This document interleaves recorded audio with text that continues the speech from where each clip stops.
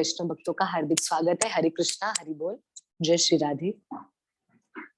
कथा को आगे बढ़ाते हुए हम पिछले 2-3 दिनों से श्री मीराबाई के विषय में सुंदर कथा का श्रवणम कर रहे हैं। हमने मीराबाई के विषय में अब तक ठाकुर जी की कृपा से और मीराबाई की कृपा से हमने काफी कुछ जानने का प्रयास किया।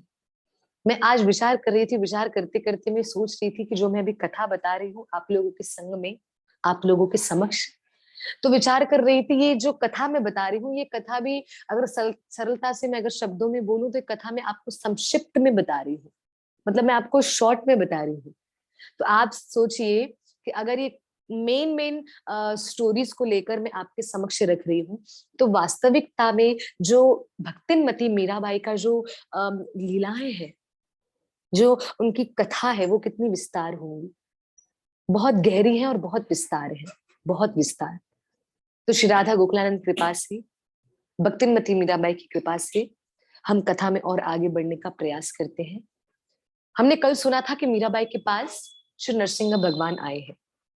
जबकि संसारी दृष्टि से देखा जाए तो राणा विक्रमादित्य ने मीराबाई को मारने के लिए खूंखार शेर भेजा था, तो बहुत भयंकर भूखा उस शेर को उन्होंने भेजा था। क्या क्या करने के लिए? मीराबाई का वध करने के लिए। पर मीराबाई ने उस शेर के अंदर भी मीराबाई ने क्या देख लिया? नरसिंह भगवान का दर्शन कर लिया। तो यहाँ पे कहते हैं ना, नजरिया बदलो तो नजारे बदल जाएंगे। अगर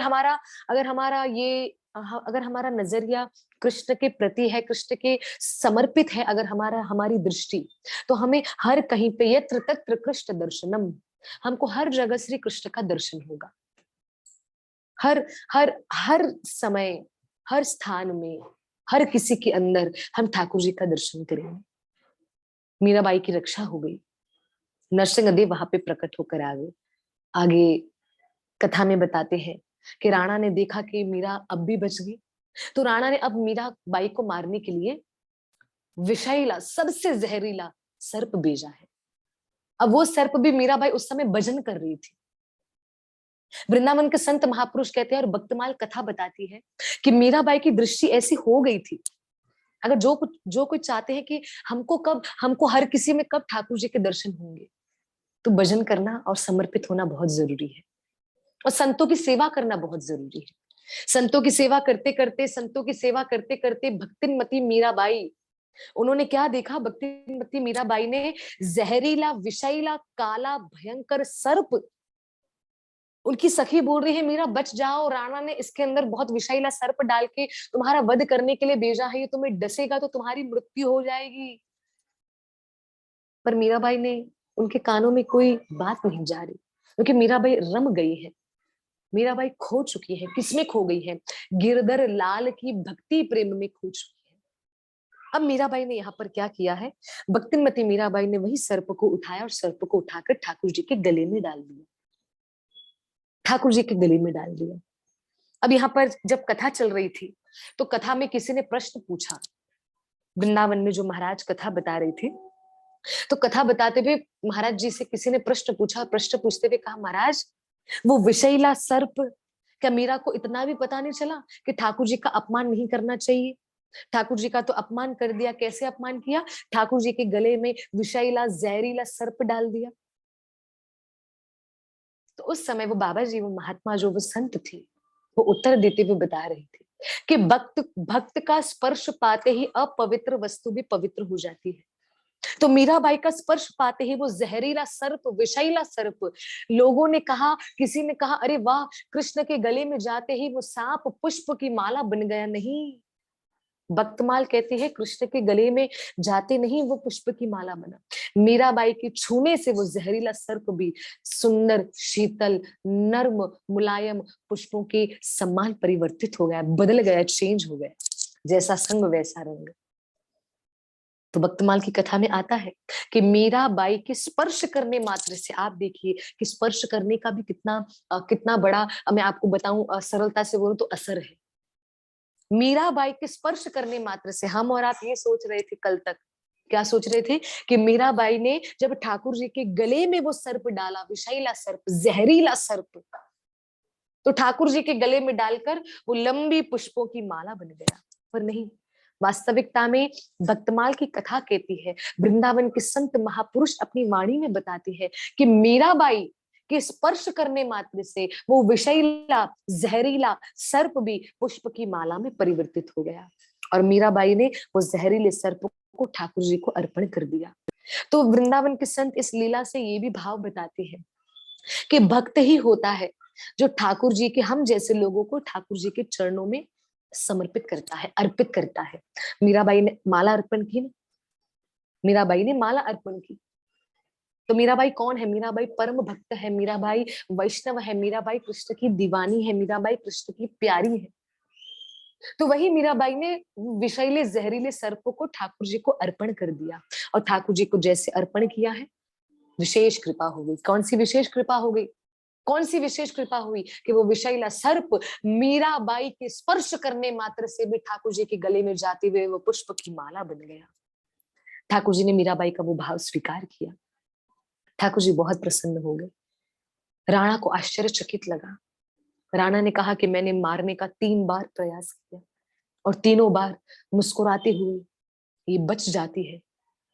कौन इसे बचाता है? कौन इसे बचाता है? देखना चाहिए, देखना चाहिए। अब देखते हैं कि क्योंकि मीराबाई के साथ जो उनकी दासी हुआ करती जिसका नाम था ललिता। तो राणा ने कहा कि ललिता से पूछता हूँ कि इसकी रक्षा करता कौन है? वो 4 दीवारी बंद कमरे में है कौन जो मीरा को बार बार बचा रहा है? भूत बंगले में बचा दिया, खूंखार शेर के सामने बचा दिया, जहरीले विष भरे सर्प से बचा दिया। है कौन? इसके पीछे शक्ति कौन सी है? पूछने पर ललिता कहती है, राणा को कहती है, राणा जी जो मीरा के पास जो दिव्य शक्ति है, जो बारंबार मीरा की रक्षा करती है, वो और कोई नहीं, मीरा के गोविंद है, जो त्रिलोक के नाथ है, परम पुरुषोत्तम है, सबके लाडले हैं, जो परम सुंदर है, वही मीरा की रक्षा करते हैं, वही मीरा की रक्षा करते हैं। राणा ने कहा, अच्छा अगर वही मीरा की रक्षा करते हैं तो मीरा को अब इनके द्वारा मारा जाए। दासी ने कहा, किनके द्वारा? बोला गिरधर लाल के द्वारा मारा जाए मीरा को। बोला कैसे? बोला वो युक्ति मैं ही करूंगा। राणा ने युक्ति की। युक्ति कैसे? प्लानिंग करी। राणा ने राजस्थान के सबसे बड़े मंदिर में जाकर कहा कि ठाकुर जी का चरणामृत दीजिए। तो ब्राह्मण ने देखा कि मीराबाई के परिवार से आए हैं, तो ब्राह्मण ने भी उनको प्रणाम किया और कहा कि हाँ आप ले जाइए, चरणामृत ले जाइए। तो ब्राह्मण वैसे किसी को प्रणाम नहीं करते, पर ब्राह्मण ने फिर भी राणा को प्रणाम किया क्योंकि राणा किसके परिवार में रहते हैं? मीराबाई के परिवार में। तो संत कहते हैं, ब्राह्मण कहते हैं, बलिहारी वो व्यक्ति की जो भक्तों का, संतों का, हरि के परम भक्तों का संग करता है।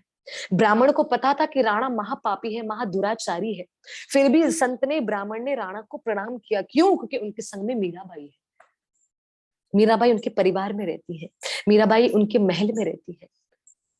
तो ऐसे लोगों को तो प्रणाम करना है। संत ने ठाकुर जी का चरणामृत दिया। किसका चरणामृत? श्री शालिग्राम जी का चरणामृत।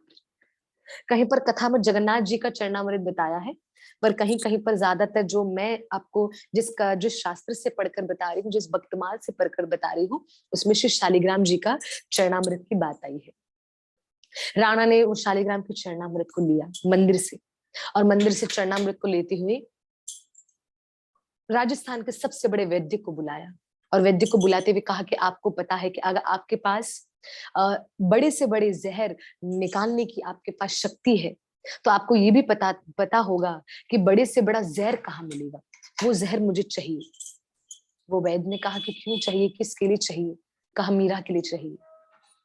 वो वैद्य जो दवाई वगैरह देने वाला, वो भी राणा के डर के कारण मीराबाई के लिए कालकूट विष लाया। विष का नाम है कालकूट विष। जिस विष को पीना नहीं, जिस विष के धुएं मात्र से, समझो आपने किसी कटोरे में वो विष को रखा है, वो विष के अंदर से जो उसकी स्मेल, उसकी सुगंध आप सूंघो तो मर सकते हैं, या उसके अंदर से जो धुएं निकल रहे हैं वो भी अगर हमारे को छूते हैं तो भी हमारी मृत्यु हो सकती है। उसको कहते हैं कालकूट विष। तो वो वैद्य ने मीराबाई के लिए कालकूट विष लाया और विष लाते हुए राणा को दिया। राणा ने वही विष शालिग्राम जी के अभिषेक के अंदर डाल दिया, मिलाकर कहा, वैद्य को कहा, जाओ जाकर मीरा को पिला कर आओ, जाओ जाकर पिला कर आओ। उस समय वो वैद्य मीराबाई के पास गया और जाते हुए कहा, मीराबाई, आपके लिए श्री शालिग्राम जी का अभिषेक आया है, उनका चरणामृत आया है। मीराबाई आनंद और उत्साह के साथ मग्न होकर नृत्य करने लगी कि मेरे ठाकुर जी घर बैठे बैठे मुझ पर कृपा कर रहे हैं, मंदिर से अपना स्नान किया हुआ चरणामृत मेरे लिए भेजा है। तो मीराबाई ने बिना देरी किए मीराबाई ने कुछ नहीं सोचा, कुछ नहीं देखा, ये वो मीराबाई को जबकि पता था। वास्तविकता में देखा जाए तो मीराबाई ने अपने पदों में लिखा है कि जो जो राणा करता था उसकी सूची उनको पहले से मिल जाती थी। तो मीराबाई को ये भी पता था कि ये चरणामृत तो है, पर इसके अंदर कालकूट विष भी मिला हुआ है। मीराबाई को पता है, फिर भी मीराबाई ने बिना समय गवाए पी लिया। और जैसे पिया, पीते हुए ललिता सखी जो मीराबाई की दासी है, दासी ने कहा कि देखा कि मीरा ने तो पूरा चरणामृत पी लिया, पूरा कटोरा। उस समय दासी ने कहा, अरे मीरा, अब तुझे कोई नहीं बचा सकता। मैंने तो सोचा कि अगर ये चरणामृत को मीरा पहले गिरधर लाल को भोग लगाएगी तो गिरधर बचा देंगे मीरा को, पर मीरा तूने तो गिरधर लाल को भी भोग नहीं लगाया, तू तो स्वयं ही वो सारा चरणामृत पी गई। मीरा ने कहा, हाँ, चरणामृत में पी गई, मैं कैसे भोग लगाऊं? वो तो मेरे ठाकुर जी का स्नान किया हुआ चरणामृत है, मैं उन्हीं को कैसे भोग लगाऊं? वो तो मेरे लिए महाप्रसादी है। तो दासी ने कहा, इसके अंदर कालकूट विष है। मीरा ने कहा, मुझे पता है। दासी ने कहा, तुम अभी नहीं बच पाओगी। तो मीरा ने कहा, क्यों नहीं बच पाऊंगी?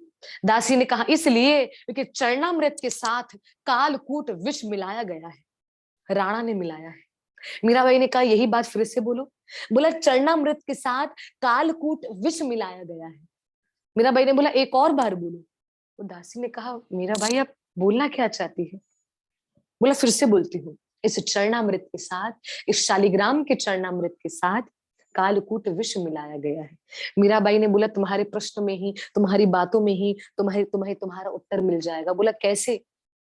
बोला, जब तुम ये बात मुझे बता रही हो, जो मुझे तुम डरा रही हो, डराने से पहले तो तुम मुझे निडर वाला शब्द कह रही हो। बोला, कैसे? बोला, तुम ये भी कह रही हो कि कालकूट विष मिला हुआ है, पर उससे पहले तुम ये कह रही हो कि चरणामृत में कालकूट विष मिला हुआ है। अरे ललिता दासी, तेरे लिए कालकूट विष बड़ा होगा, पर मेरे लिए मेरे शालिग्राम का चरणामृत बड़ा है। तो मैं क्यों कालकूट विष को इतना सम्मान देके उसको बड़ा करूं? कृपा तो मेरे ठाकुर के चरणामृत की है ना, मेरे ठाकुर के चरणामृत की है।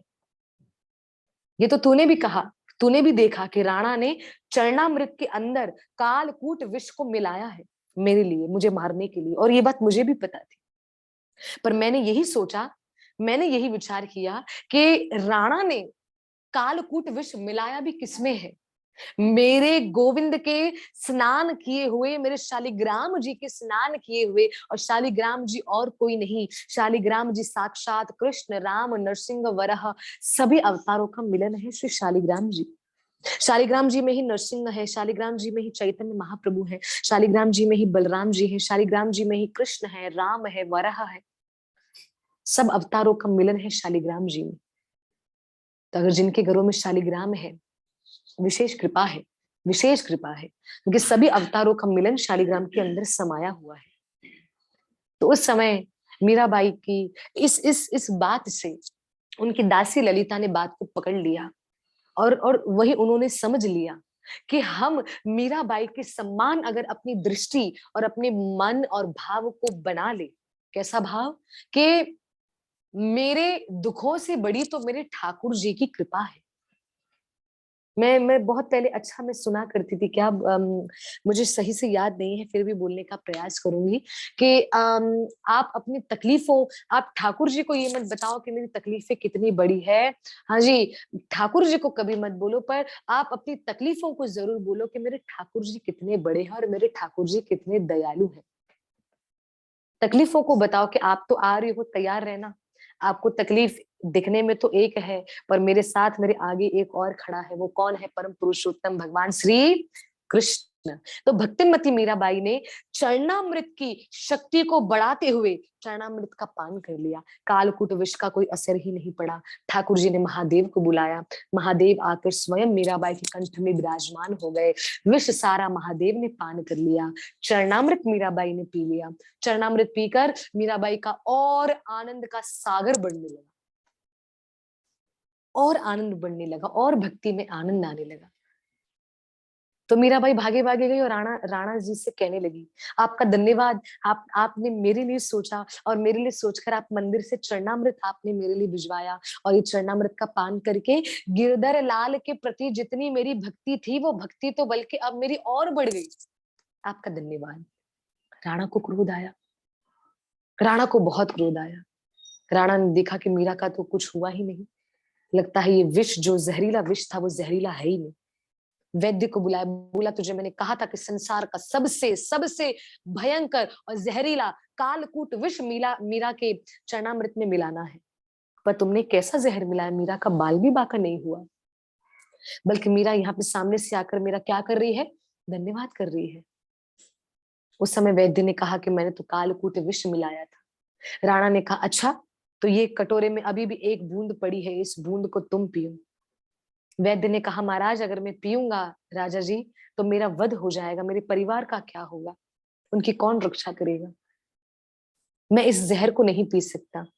पर राणा के दबाव में, राणा के डर से राणा ने जोर जबरदस्ती करके वो वैद्य को कटोरे में बचा हुआ एक बूंद विष का पिला दिया, जो चरणामृत में जो मिला हुआ था। अब जैसे मिलाया तो उस समय उस वैद्य की मृत्यु हो गई। तो राणा ने समझ लिया कि हाँ, कि ये तो जहरीला विष था। मीराबाई को खबर पहुंची कि बाहर जो वैद्य उनके लिए चरणामृत लाया था, जिन्होंने चरणामृत की लाने की सेवा करी, मीराबाई के मन में हलचल सी मचने लगी।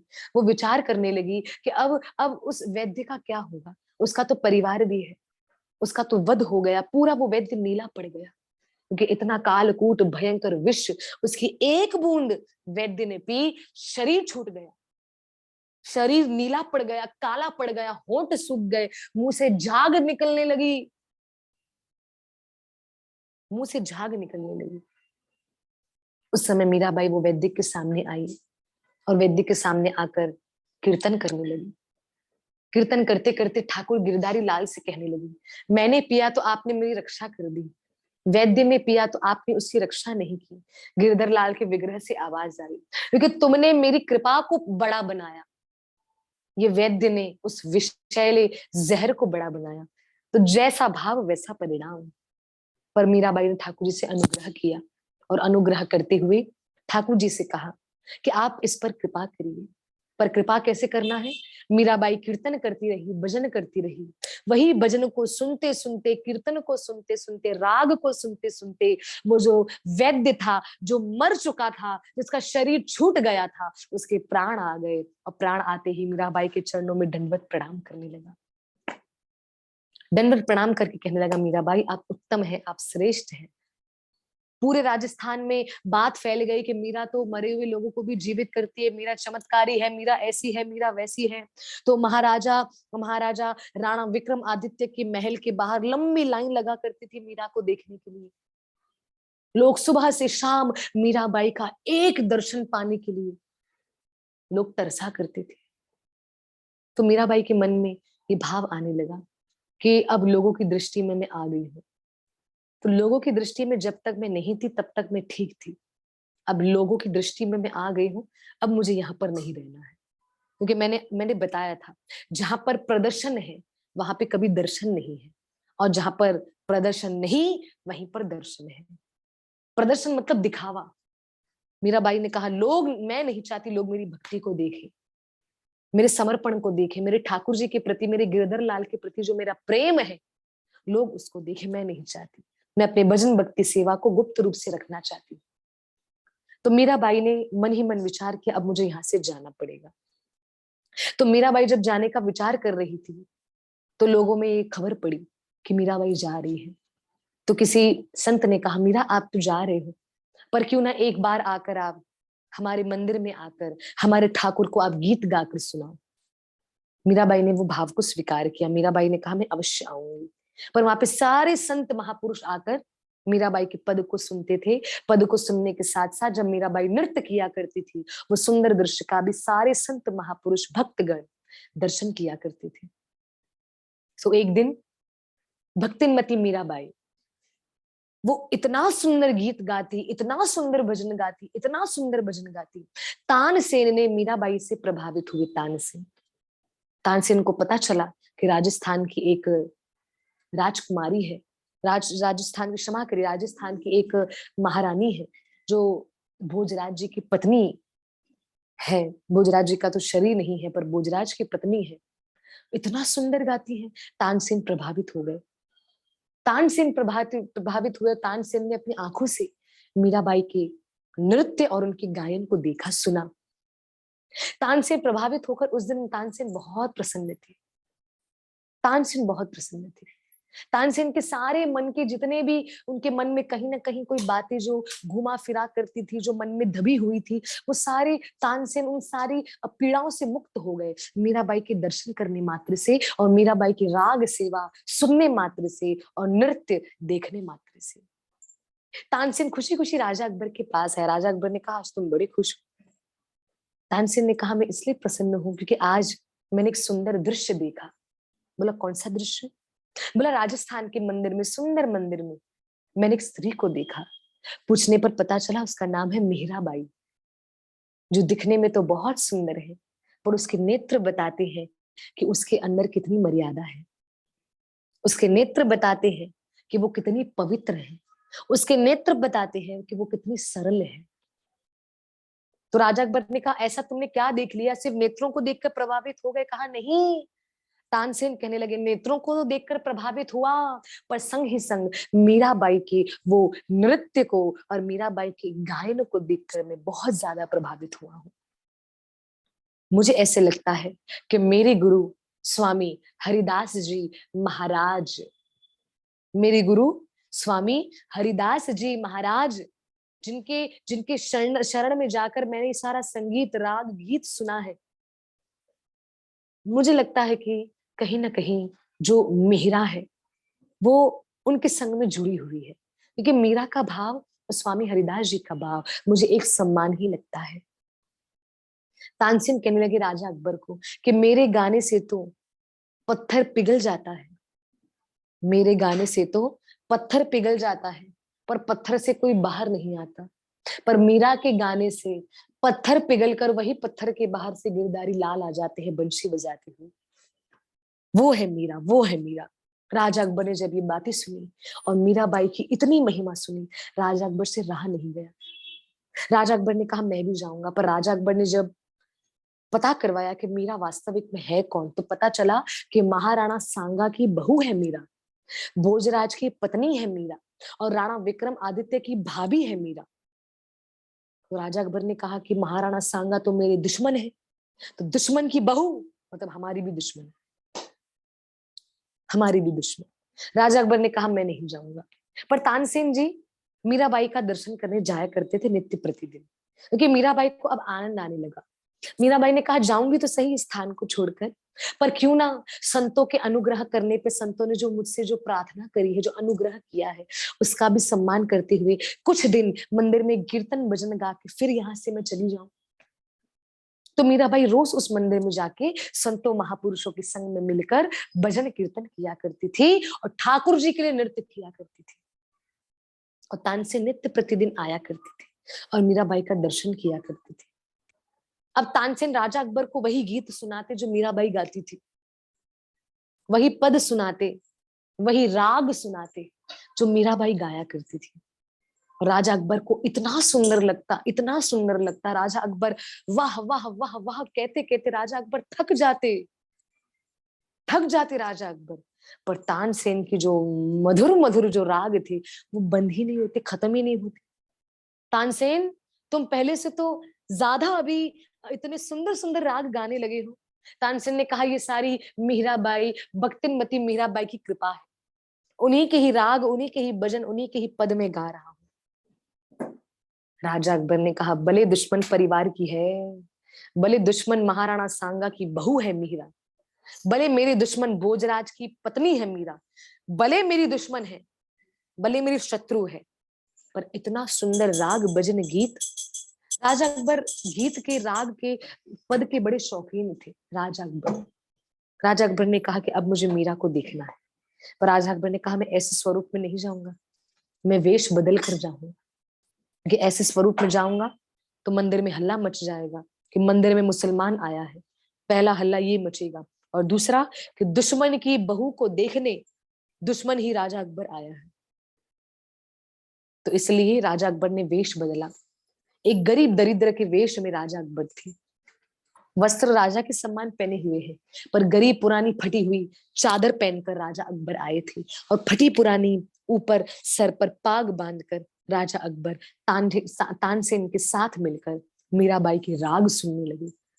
तानसेन ने कहा वाह वाह नहीं करना, वरना आपके वाह वाह कहने के अंदाज से पता चल जाएगा कि आप किस जाति से, किस धर्म से आप जुड़े हुए हैं। तो राजा अकबर ने कहा ठीक है, नहीं कहूंगा। मीराबाई ने पद गाना शुरू किया, राजा अकबर ने वाह वाह कहना शुरू कर दिया। तानसेन जी ने समझाया आप नहीं कहिए, पर राजा अकबर मौन नहीं रह पा रहे थे। राजा अकबर ने कहा मैं अपने आप पर काबू नहीं कर पा रहा। राजा अकबर मीराबाई से प्रभावित हो गए। राजा अकबर मीराबाई का घंटों घंटों बैठकर अपनी राजसभा छोड़कर राजा अकबर मीराबाई के राग पद गीत सब सुनने के लिए बैठ गए, और बैठ गए। और आप विचार करिए कि राजा अकबर भी कौन थे। भले जाति धर्म के मुसलमान थे, पर जाति धर्म के मुसलमान होने के बावजूद भी राजा अकबर का मन आया था किस पर? अहिर के छोरे पर। अहिर मतलब ग्वाला, तो ग्वाला का छोरा कौन है? हमारे नंदलाल, हमारे ठाकुर जी। अकबर ने कहा कि सारे जीवन में मैंने सब कुछ किया, पर अहीर के छोरे पर मेरा मन आ गया, मेरा मन आ गया। क्योंकि कहते हैं ना, इस्लाम धर्म के जो मुस्लिम व्यक्ति हैं उनसे भी पूछा गया, कौन?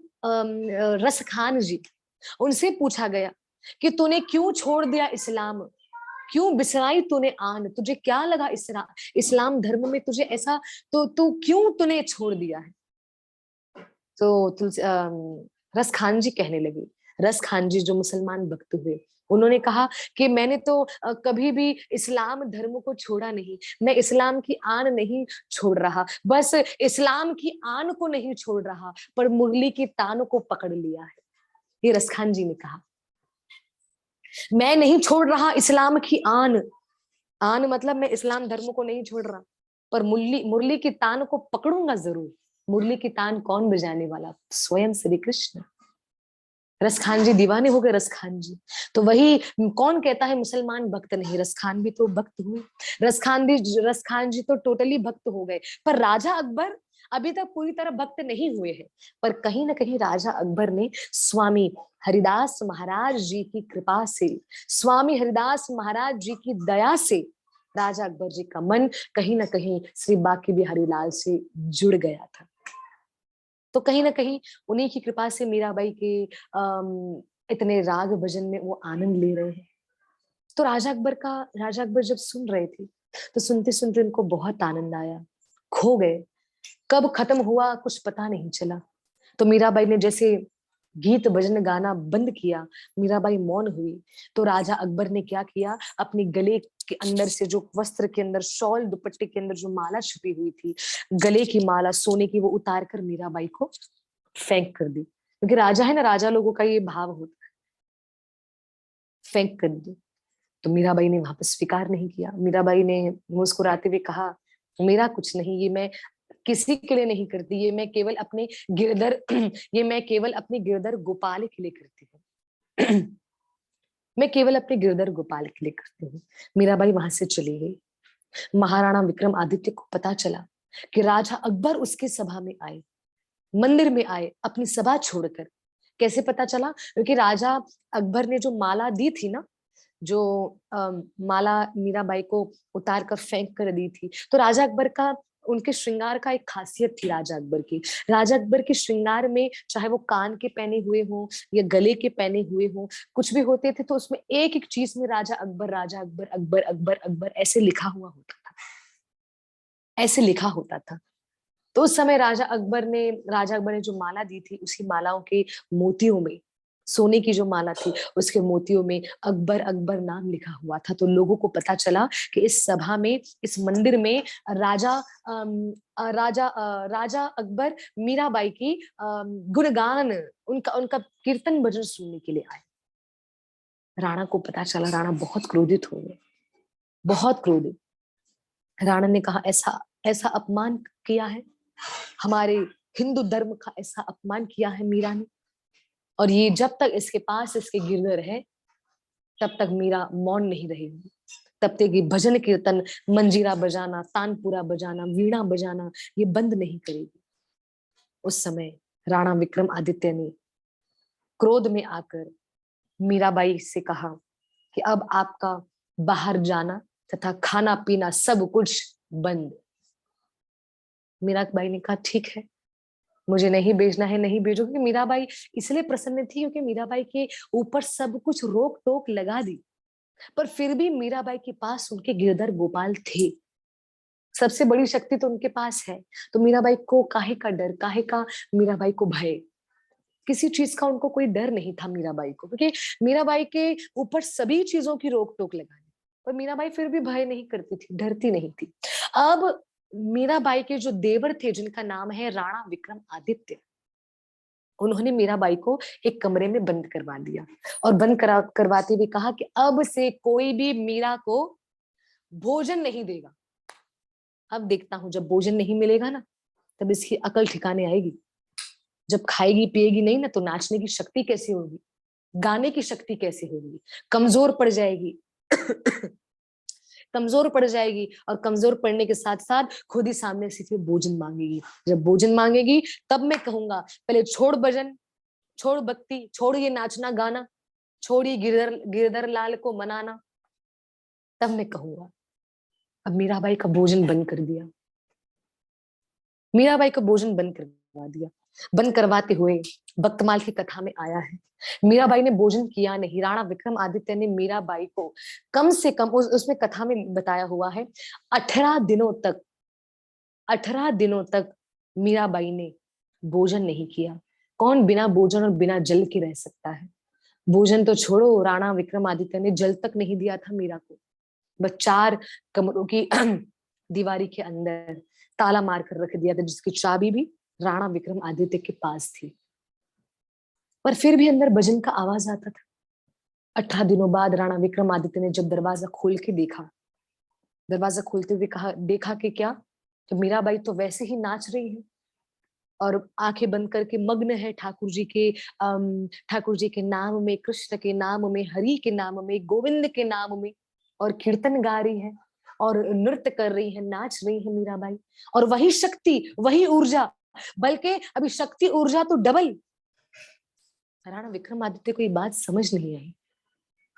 राणा विक्रमादित्य ने पूछा, दासी से पूछा, दासी, कहीं तुम तो नहीं देती थी मीरा को भोजन? बोला, नहीं, मैं नहीं देती थी, पर मैंने देखा कि मीरा को कौन भोजन देता था। बोला, कौन? बोला, कौन मीरा को भोजन देता था? उसका गिरधर लाल भी तो मीरा के साथ बंद था। बोला, नहीं, मीरा को उसका गिरधर लाल भोजन नहीं देता था, क्योंकि गिरधर लाल भी कृष्ण रूप में है। गिरधर लाल भी कृष्ण रूप में है, और वो भी मीरा के साथ बंधे हुए थे अंदर 4 दीवारों की बंद कमरे में। तो बोला, कौन मीरा को भोजन करवाता था?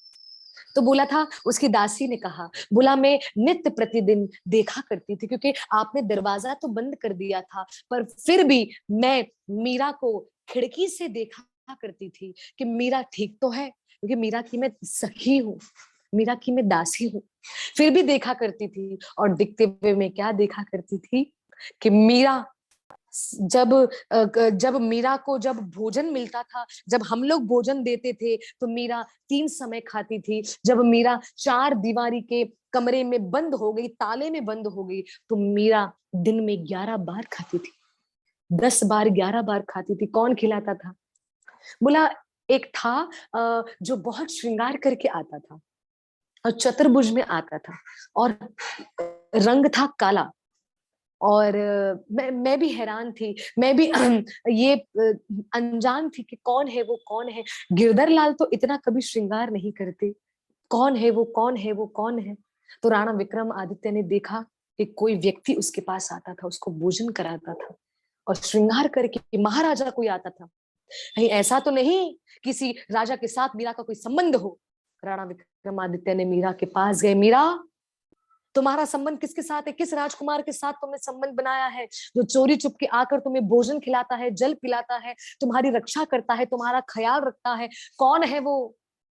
मीराबाई ने कहा, अभी भी पता नहीं चला कि पिछले 18 दिनों से द्वारिका से मेरे लिए भोजन आता है और मुझे भोजन करवाने वाले मेरे द्वारकाधीश हैं। बोलो श्री द्वारकाधीश की जय हो। बोला, आपके पास थी तो 4 प्रकार का भोजन मिलता था, द्वारकाधीश के राज्य में आई तो मुझे 56 प्रकार का भोजन मिलने लगा, और वो भी एक टाइम नहीं, कभी दिन में 10 बार, कभी 12 बार में भोजन खाती, कभी 11 बार भोजन खाती। क्योंकि आज भी श्री द्वारिका नगरी में ठाकुर जी को, द्वारिकाधीश को ऐसे लाड से रखा जाता है। महाराजा है, राजा को तो बारंबार भोजन खिलाया जाता है। और भोजन देखिए, 56 प्रकार के भोजन उनके समक्ष रखते हैं, टोकरी टोकरी भरकर श्री द्वारिकाधीश को भोजन भोग लगाया जाता है। द्वारिकाधीश 11 बार पान खाते हैं, द्वारिकाधीश 56 से भी अधिक प्रकार के भोजन एक एक टाइम में खा लेते हैं। तो आप विचार करिए, वो द्वारिकाधीश क्या मीराबाई की रक्षा नहीं करेंगे? मीराबाई मुस्कुराते हुए कहने लगी, इतना भी नहीं पता चला कि पिछले 18 दिनों से मुझे भोजन पवाने के लिए द्वारिकाधीश द्वारका नगरी से राजस्थान आते थे और आकर मुझे अपने हाथों से भोजन कराते थे। जय द्वारिकाधीश, जय द्वारिकाधीश, जय द्वारिकाधीश। राणा विक्रमादित्य, उसने कहा कि ये मनगढ़ंत बातें बना रही है, ये मनगढ़ंत बातें बना रही है, कैसे पता चले? मीरा, तुम झूठ नहीं कहो, ये हम कैसे माने कि द्वारिकाधीश आते हैं तुम्हारे पास?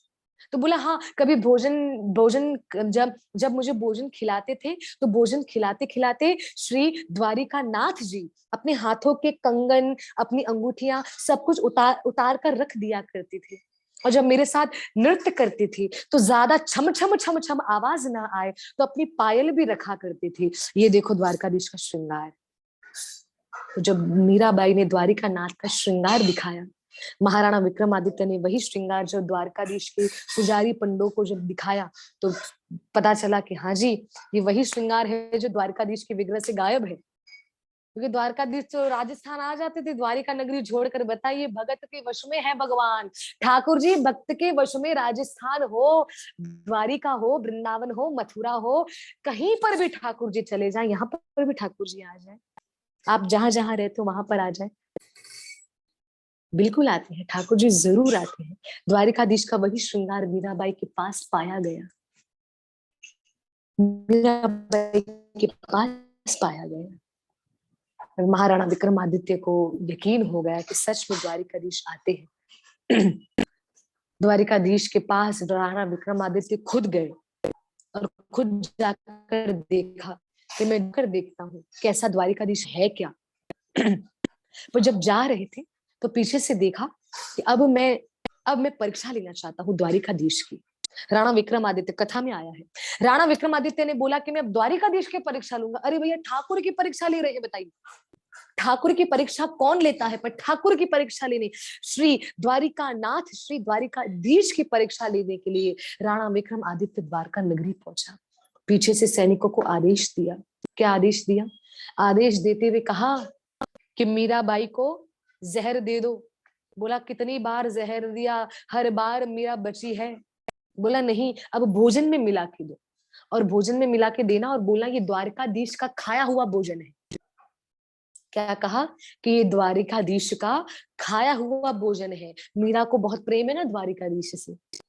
महाराणा विक्रमादित्य द्वारका के लिए निकल गए, और जब वो द्वारका के लिए निकले, पीछे से मीराबाई के पास सैनिकों ने थाली भेजी और उनकी दासी को थाली दी, और उनकी दासी थाली लेकर गई और कहा कि मीरा, आज तुम्हारे ससुराल से भोजन आया है और तुम्हारे पति ने खुद भोजन करके भोग लगाया हुआ तुम्हारे पति ने भेजा है। मीराबाई का मन नहीं मान रहा था। ये नहीं, इसलिए नहीं कि इसमें जहर है, इसलिए कि मेरे द्वारकानाथ ने खाया है, अगर नहीं खाया हो तो मैं खिला दूं। तो उस समय मीराबाई के अनेक प्रकार के पकवान, तब तक राणा विक्रमादित्य द्वारका नगरी पहुंच गए थे और द्वारकाधीश के सामने राणा विक्रमादित्य खड़े हैं। सुनिएगा, द्वारका नगरी की मैं सत्य लीला भक्तों को बता रही हूँ, मीराबाई का चरित्र आपको बता रही हूँ। राणा विक्रमादित्य द्वारकाधीश के सामने खड़े हैं, पीछे से वहां पर राजस्थान मेड़ता गांव में, उस समय मेवाड़ गांव में श्री मीराबाई ने अपने ससुराल में, मीराबाई ने उसी थाली में, उसी व्यंजनों में से एक कर श्री गिरधर लाल के सामने रखा और कहा, द्वारकाधीश आपने खाया, अगर नहीं खाया तो मेरे हाथ से खाइए। और जैसे खिलाया, मीराबाई के हाथों से ठाकुर जी ने खा लिया, गिरधर लाल ने खा लिया, वो विग्रह ने खा लिया। जैसे खाया, उस समय खाने के साथ साथ मीराबाई ने देखा कि मेरे ठाकुर ने खाया, ठीक है ठाकुर जी अब आपने खा लिया, अभी आपका महाप्रसाद सारा मैं खाऊंगी। तो मीराबाई बड़े चाव से भोजन करने लगी। भोजन करते करते उनकी सखी डर रही है, भयभीत हो रही है, अरे विष मिला हुआ है और मैंने भी द्वारकाधीश का प्रसाद बोलकर दे दिया, क्योंकि वो भी डरी हुई है, सखी भी, दासी भी डरी हुई है। उस समय मीरा जैसे जैसे भोजन कर रही है, मीरा को तो भोजन करते हुए आनंद आ रहा है। राणा विक्रम आदित्य को खबर पहुंची कि मीरा का भोजन करके हो गया। बड़े बड़े बड़े राजा हैं, खबरी तो यूं पहुंचे जाती थी राणा विक्रमादित्य तक। तो राणा विक्रमादित्य को पता चला कि मीरा का भोजन करके हो गया, थाली खत्म हो चुकी है, भोजन खत्म हो चुका है। राणा विक्रमादित्य ने कहा, चलो अब ये इसका शरीर छूट जाएगा, अब ये इसका देहांत हो जाएगा। पर हुआ कुछ ऐसा जो राणा विक्रमादित्य की आंखें खुली की खुली रह गई। क्या लीला हुई कि मीराबाई ने तो भोजन कर लिया और वो अपने कीर्तन भजन में लग गई, पर द्वारका नगरी में इतिहास में पहली बार हुआ कि सभी लोगों के दर्शन देते हुए श्री द्वारिका नाथ, श्री द्वारकाधीश के मुखारविंद से जाग बहने लगी, मानो किसी ने विष का पान किया हो। और विष के पान के साथ साथ जब सफेद रंग की जाग निकलती है और द्वारकाधीश उस समय काले से नीले पड़ गए, इतिहास में पहली बार जहर द्वारकाधीश के शरीर पर आ गया। राणा विक्रमादित्य ने अपनी आंखों से देखा, रोंगटे खड़े हुए। उसी समय राणा विक्रमादित्य द्वारका नगरी से भागा, भाग गया। मीराबाई के पदों में आया है कि भागे भागे विक्रम आयो, चमत्कारी नगरी द्वारिका बतायो। विक्रम राणा आदित्य, राणा विक्रमादित्य ने कहा कि द्वारका नगरी सरल नहीं, द्वारका नगरी साधारण नहीं है, वहां पर क्षण क्षण चमत्कार होते हैं। और जो द्वारकाधीश खड़े हैं सामने, वो मूर्ति नहीं, वो तो साक्षात खड़े हैं। और क्रोधित होकर राणा विक्रमादित्य को द्वारकाधीश ने स्वरूप में दर्शन दिए। क्रोधित होकर राणा भाग गया और राजस्थान में आ गया। राणा ने कहा, बस बस अब बहुत हो गया, कब तक इसको मारने का प्रयास करूंगा, जैसे मारने का प्रयास करता हूं बच जाती है, छूट जाती है, बल्कि इसका भजन भक्ति और बढ़ रहा है, जिसके कारण इसका भजन भक्ति बढ़ रहा है, अब उस कारण को मुझे नष्ट करना पड़ेगा। राणा विक्रमादित्य ने उठाया, राजस्थान में आकर, महल में आकर उठाया गिरधर लाल की मूर्ति को और बाहर आंगन में सरोवर के अंदर डाल दिया। सरोवर गहरा था, गहरे सरोवर के अंदर गिरधर लाल की विग्रह को पछाड़ कर डाला। मीराबाई रोने लगी, रुदन करने लगी, मेरे गिरधर, मेरो गिरधर, मेरो गिरधर कहते हुए भक्तिनमती मीराबाई वही सरोवर में कूदी लगा देती है और कूद देती है मीराबाई। गहरा सरोवर है। राणा विक्रमादित्य ने कहा, चलो बला टली, टल गई, गिरधर भी गया, मीरा भी गई। बाहर कोई नहीं आ रहा सरोवर से, उस सरोवर को बंद करवा दिया गया, बंद करवा दिया गया। राजा विक्रमादित्य ने कहा, ले लो इस पानी को, सब पानी को ले लो, इस सरोवर में मट्टी डाल के बंद करवा दो। कुछ ही घंटों में उस सरोवर को बंद करवा दिया, जिस सरोवर में मीरा के गिरधर लाल और भक्तिनमती मीराबाई दोनों के दोनों थे। मीराबाई जब कूदती है वो सरोवर में, मीराबाई बेहोश हो जाती है, मूर्छित हो जाती है। जब मीराबाई को होश आता है तो मीराबाई, सरोवर की नदी के किनारे मीराबाई का शरीर पड़ा रहता है। मीराबाई उठती है तो मीराबाई के हाथ पे ही उनके गिरधर लाल विश्राम किए हुए रहते हैं। मीराबाई गिरधर लाल को उठाती है, गले से लगाती है और गिरधर लाल को गले से लगाते हुए कहती है, गिरधरलाल आप स्वस्थ तो हैं, आपको कुछ हुआ तो नहीं, आप ठीक तो हैं? बातें कर रही है। वहां पे लोगों से किसी से पूछा कि ये मैं कहाँ आई हूँ, ये जो नदी, ये जो जल मुझे दिख रहा है, वो गहरा नदी मुझे दिख रही है, ये नदी कौन सी है, ये जल कौन सा है? पूछने पर पता चला, अरे आप कौन हो? बोला मैं मीरा हूँ, राजस्थान की रहने वाली। बोला मीरा, आप वृंदावन नगरी में आ गई हो, और ये श्री यमुना महारानी है। बोलो श्री वृंदावन धाम की जय हो। मीराबाई वृंदावन को आ गई, और मीराबाई की वृंदावन आते ही मीराबाई चारों ओर देखने लगी, और देखते हुए कहने लगी, ये तो वही स्थान है जिस स्थान में मैं पहले समय पर आई थी।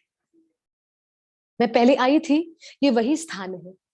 और यहीं पर मुझे मुझे कन्हैया ने कहा था, घूंघट खोलकर दिखाओ माधवी, घूंघट खोलकर दिखाओ। मीरा को सारी स्मृति आ जाती है, पूरी तरीके से स्मृति आ जाती है कि वृंदावन तो मेरा ससुराल है। तो उस समय मीराबाई वृंदावन की कुंज गली में कृष्ण को पति रूप में खोजने लगती है।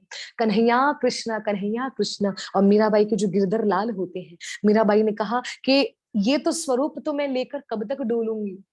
उस समय मीराबाई एक स्थान बना देती है यमुना के किनारे पर। आज जब जब मीराबाई के मंदिर जाते हैं तो यमुना जी के स्थान पर ही, यमुना जी से कुछ दूरी पर, क्योंकि आज कलयुग का प्रभाव है ना, इसलिए मीराबाई का मंदिर और यमुना जी इसलिए गैप में आ गई है। पर वास्तविकता में देखा जाए, पहले के समय पे जब कलयुग पहले पहले था और वृंदावन जब मीराबाई का समय था, तो यमुना जी मीराबाई की कुटिया के सामने बहा करती थी।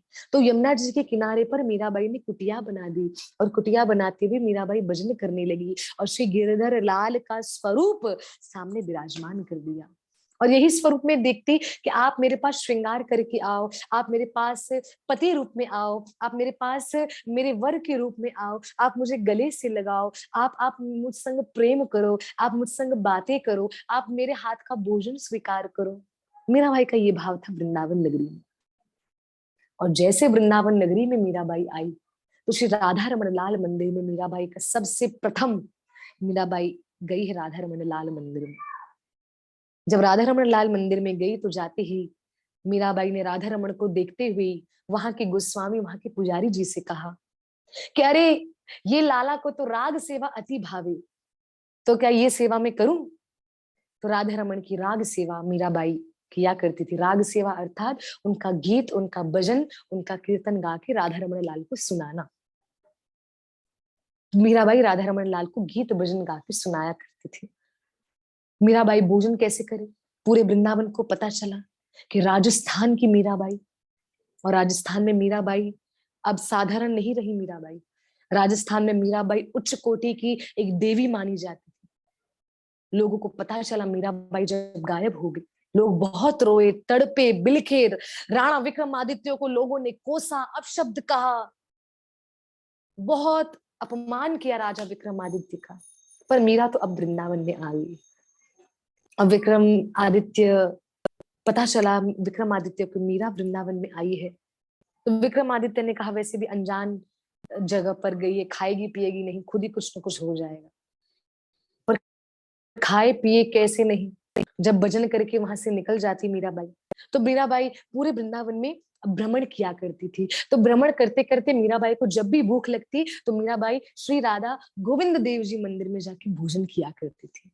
तो श्री राधा गोविंद देव जी मंदिर में आज भी स्थान है जहाँ पर मीराबाई करती थी। आज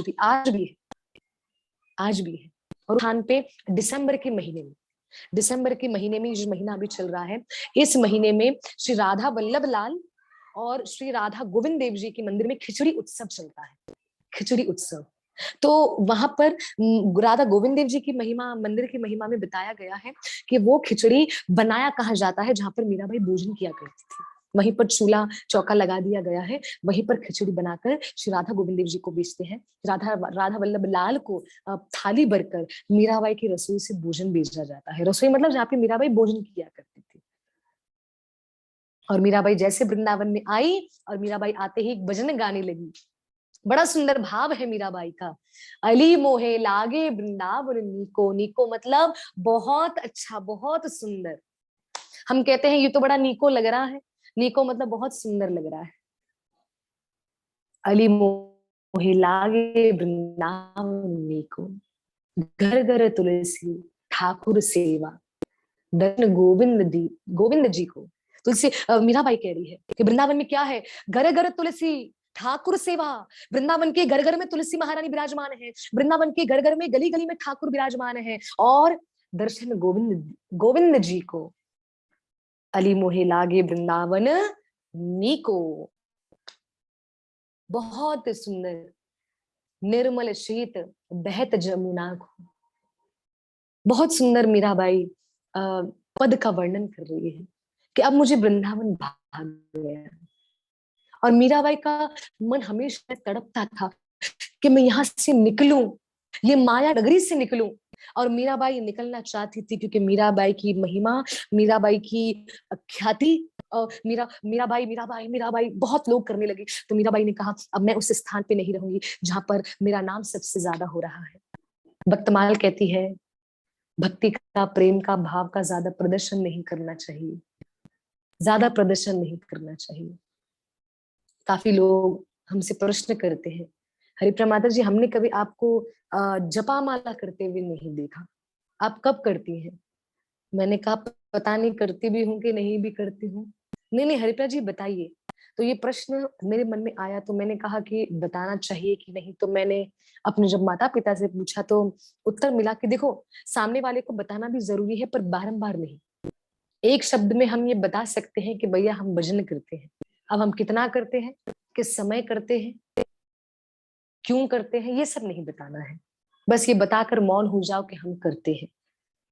मुझे काफी लोगों ने कहा रिपा जी हमने आपको कभी माला जपा करते हुए, और काफी लोगों ने नहीं भी देखा है। हाँ कभी कभार मैं कर लेती हूँ, समझो मैं फ्री हूँ या कहीं पर कभी भी माला करते समय मौन होना चाहिए। या तो अगर हम मौन नहीं है और चित्त को शांत रखना चाहिए।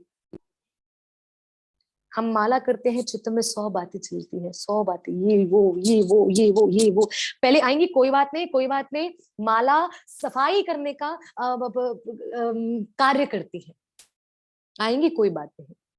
प्रश्न आया मुझसे, किसी ने प्रश्न पूछा। प्रश्न में ये पूछा कि कथा सुनते समय क्या माला करना जरूरी है? तो मैं आपको बता दूं, पहले तो देखा जाता है, क्लियरली बोल लूं, एट अ टाइम एक काम करना चाहिए। एक काम बिल्कुल, या तो आप कथा सुनिए या तो आप माला करिए। हाँ जी। तो पूछने पर पता चला, प्रश्न में आया, माता जी जो मुझसे पूछ रही थी तो उन्होंने प्रश्न में ये भी पूछा कि माता जी जब हम कथा सुनते हैं और हाथ में माला होती है तो कथा में और भी मन लगता है। तो उनके लिए मैं उत्तर देना चाहूंगी, अगर ऐसा करने से होता है, समझो कथा में आप बैठे हो और हाथ में अगर माला है और अगर आपका मन लग रहा है, तो मैं तो कहूंगी इसी इसी के साथ आपको जाना चाहिए। भले हाथ में माला ले लीजिए, कथा में भी बैठ जाइए, पर वो आपकी माला गुरुदेव ने जो दीक्षा दी है, समझो हमारे, जैसे उदाहरण देती हूँ, मेरे गुरुदेव ने दीक्षा देते हुए कहा कि 16 माला का नित्य नियम आप करिए।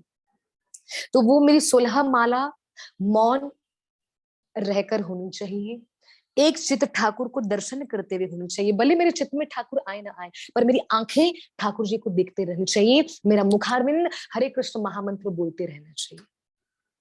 तो वो 16 मालाओं में काउंट हो जाएगा मौन रहकर। हाँ, उसके उसके जो बाद की उसके जो बाद की जो मालाएं हैं, समझो अगर आपको माला आप कर रहे हैं और कोई आ गया अभी उसके सामने, आप बैठे हैं, तो उस समय आप माला को छोड़ दीजिए, वरना वो अपराध हो जाता है। कहीं ना कहीं हाथ में माला है फिर भी हम यहाँ वहां की बातें कर रहे हैं। पर हाँ, अगर कहीं पर गोविंद की बातें चल रही है, कृष्ण की बातें चल रही है, तो वहां पे आप माला लेकर बैठ सकते हो, इसमें कोई भी अपराध नहीं है। पर मैंने आपको बताया कि अगर आपकी क्षमता है और अगर आपका ध्यान पूरा पूरा कथा में लगता है, तो मैं तो यही कहूंगी उस समय हाथ में माला मत लीजिए, कृपा करिए। क्योंकि या तो माला करिए या तो कथा, और या तो कथा या तो माला। अभी हम माला भी कर रहे हैं और कथा भी सुन रहे हैं, तो कथा में सुनते सुनते हमने ये भी सुना है कि खो जाना चाहिए। तो कथा में हम खो जाते हैं, तो जो हम बोल रहे हैं तो वो हमारा बोलने पर ध्यान कैसे गया? चलो प्रभुपाद जी कहते हैं जो हम बोलते हैं उसका उसका जो हम बोल रहे हैं, हरे कृष्ण कृष्ण कृष्ण हरे हरे, हरे राम राम राम हरे हरे, जो हम बोल रहे हैं उसका उसका सारा का सारा आवाज कानों तक जानी चाहिए, यहाँ तक तो एटलीस्ट जाए। तो अब वो यहाँ से हम बोल रहे हैं, वो यहाँ से जा नहीं रही, क्योंकि यहाँ से तो कथा जा रही है, यहाँ से तो लीला जा रही है, यहाँ से नाम नहीं जा रहा। नाम में और लीला में थोड़ा सा अंतर है भैया। तो इसलिए मैं यही कहना चाहूंगी कि अगर आपका मन थोड़ा सा विचलित हो जाता है तो घबराने की कोई आवश्यकता नहीं है। उठा लीजिए, माला हाथ में ले लीजिए और बैठ जाइए कथा में और लगा लीजिए मन। पर आपकी गुरु दीक्षा वाली माला में काउंटिंग नहीं करना है, कृपा करके। आप ऐसे ही मालाओं में काउंट कर सकते हैं कि हमने नाम सिमरण कर लिया, आप कर सकते हैं, कोई बात नहीं। पर हाँ, जब कथा का जब टाइम आए तो कथा तो कथा, माला तो माला, सेवा तो सेवा, बस यही होना चाहिए और आपका भाव और नहीं होना चाहिए।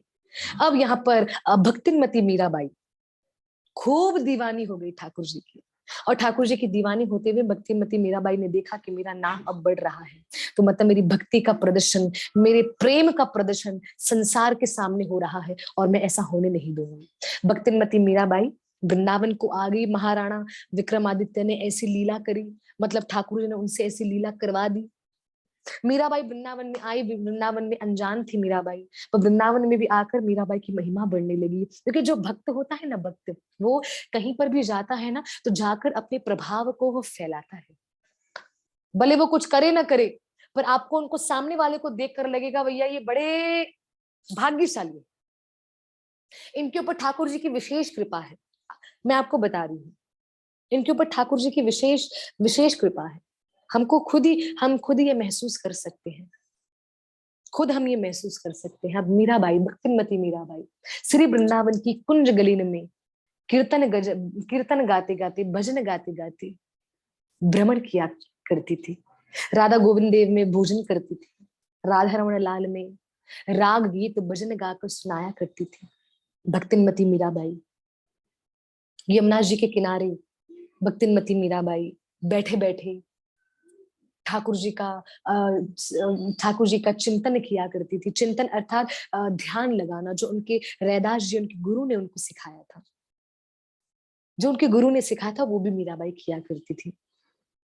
मीराबाई का स्थान, मीराबाई की गद्दी आज भी है।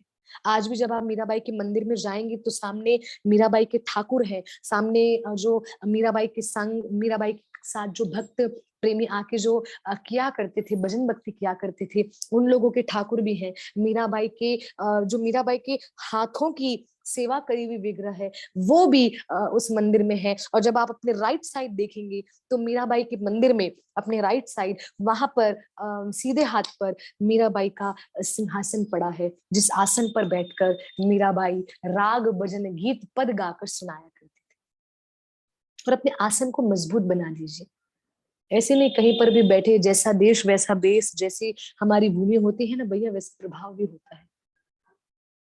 इसलिए हमारे घर का कोई ऐसा कोना होना चाहिए, हमारे घर का कोई ऐसा स्थान होना चाहिए जहां पर बैठकर हम माला भजन भक्ति करें। हाँ, जिस घर में ठाकुर जी हैं वो घर तो पूरा पवित्र है, पर उस घर में भी कोई एक स्थान को आप पक्का कर लीजिए। अगर मैं आपको सरलता से अपना बताऊं, तो मैं जब श्रीमद् भागवतम महापुराण का जब अध्ययन करती हूँ तो मेरा भी वो स्थान है। जब जपा होती है तब भी वो स्थान है।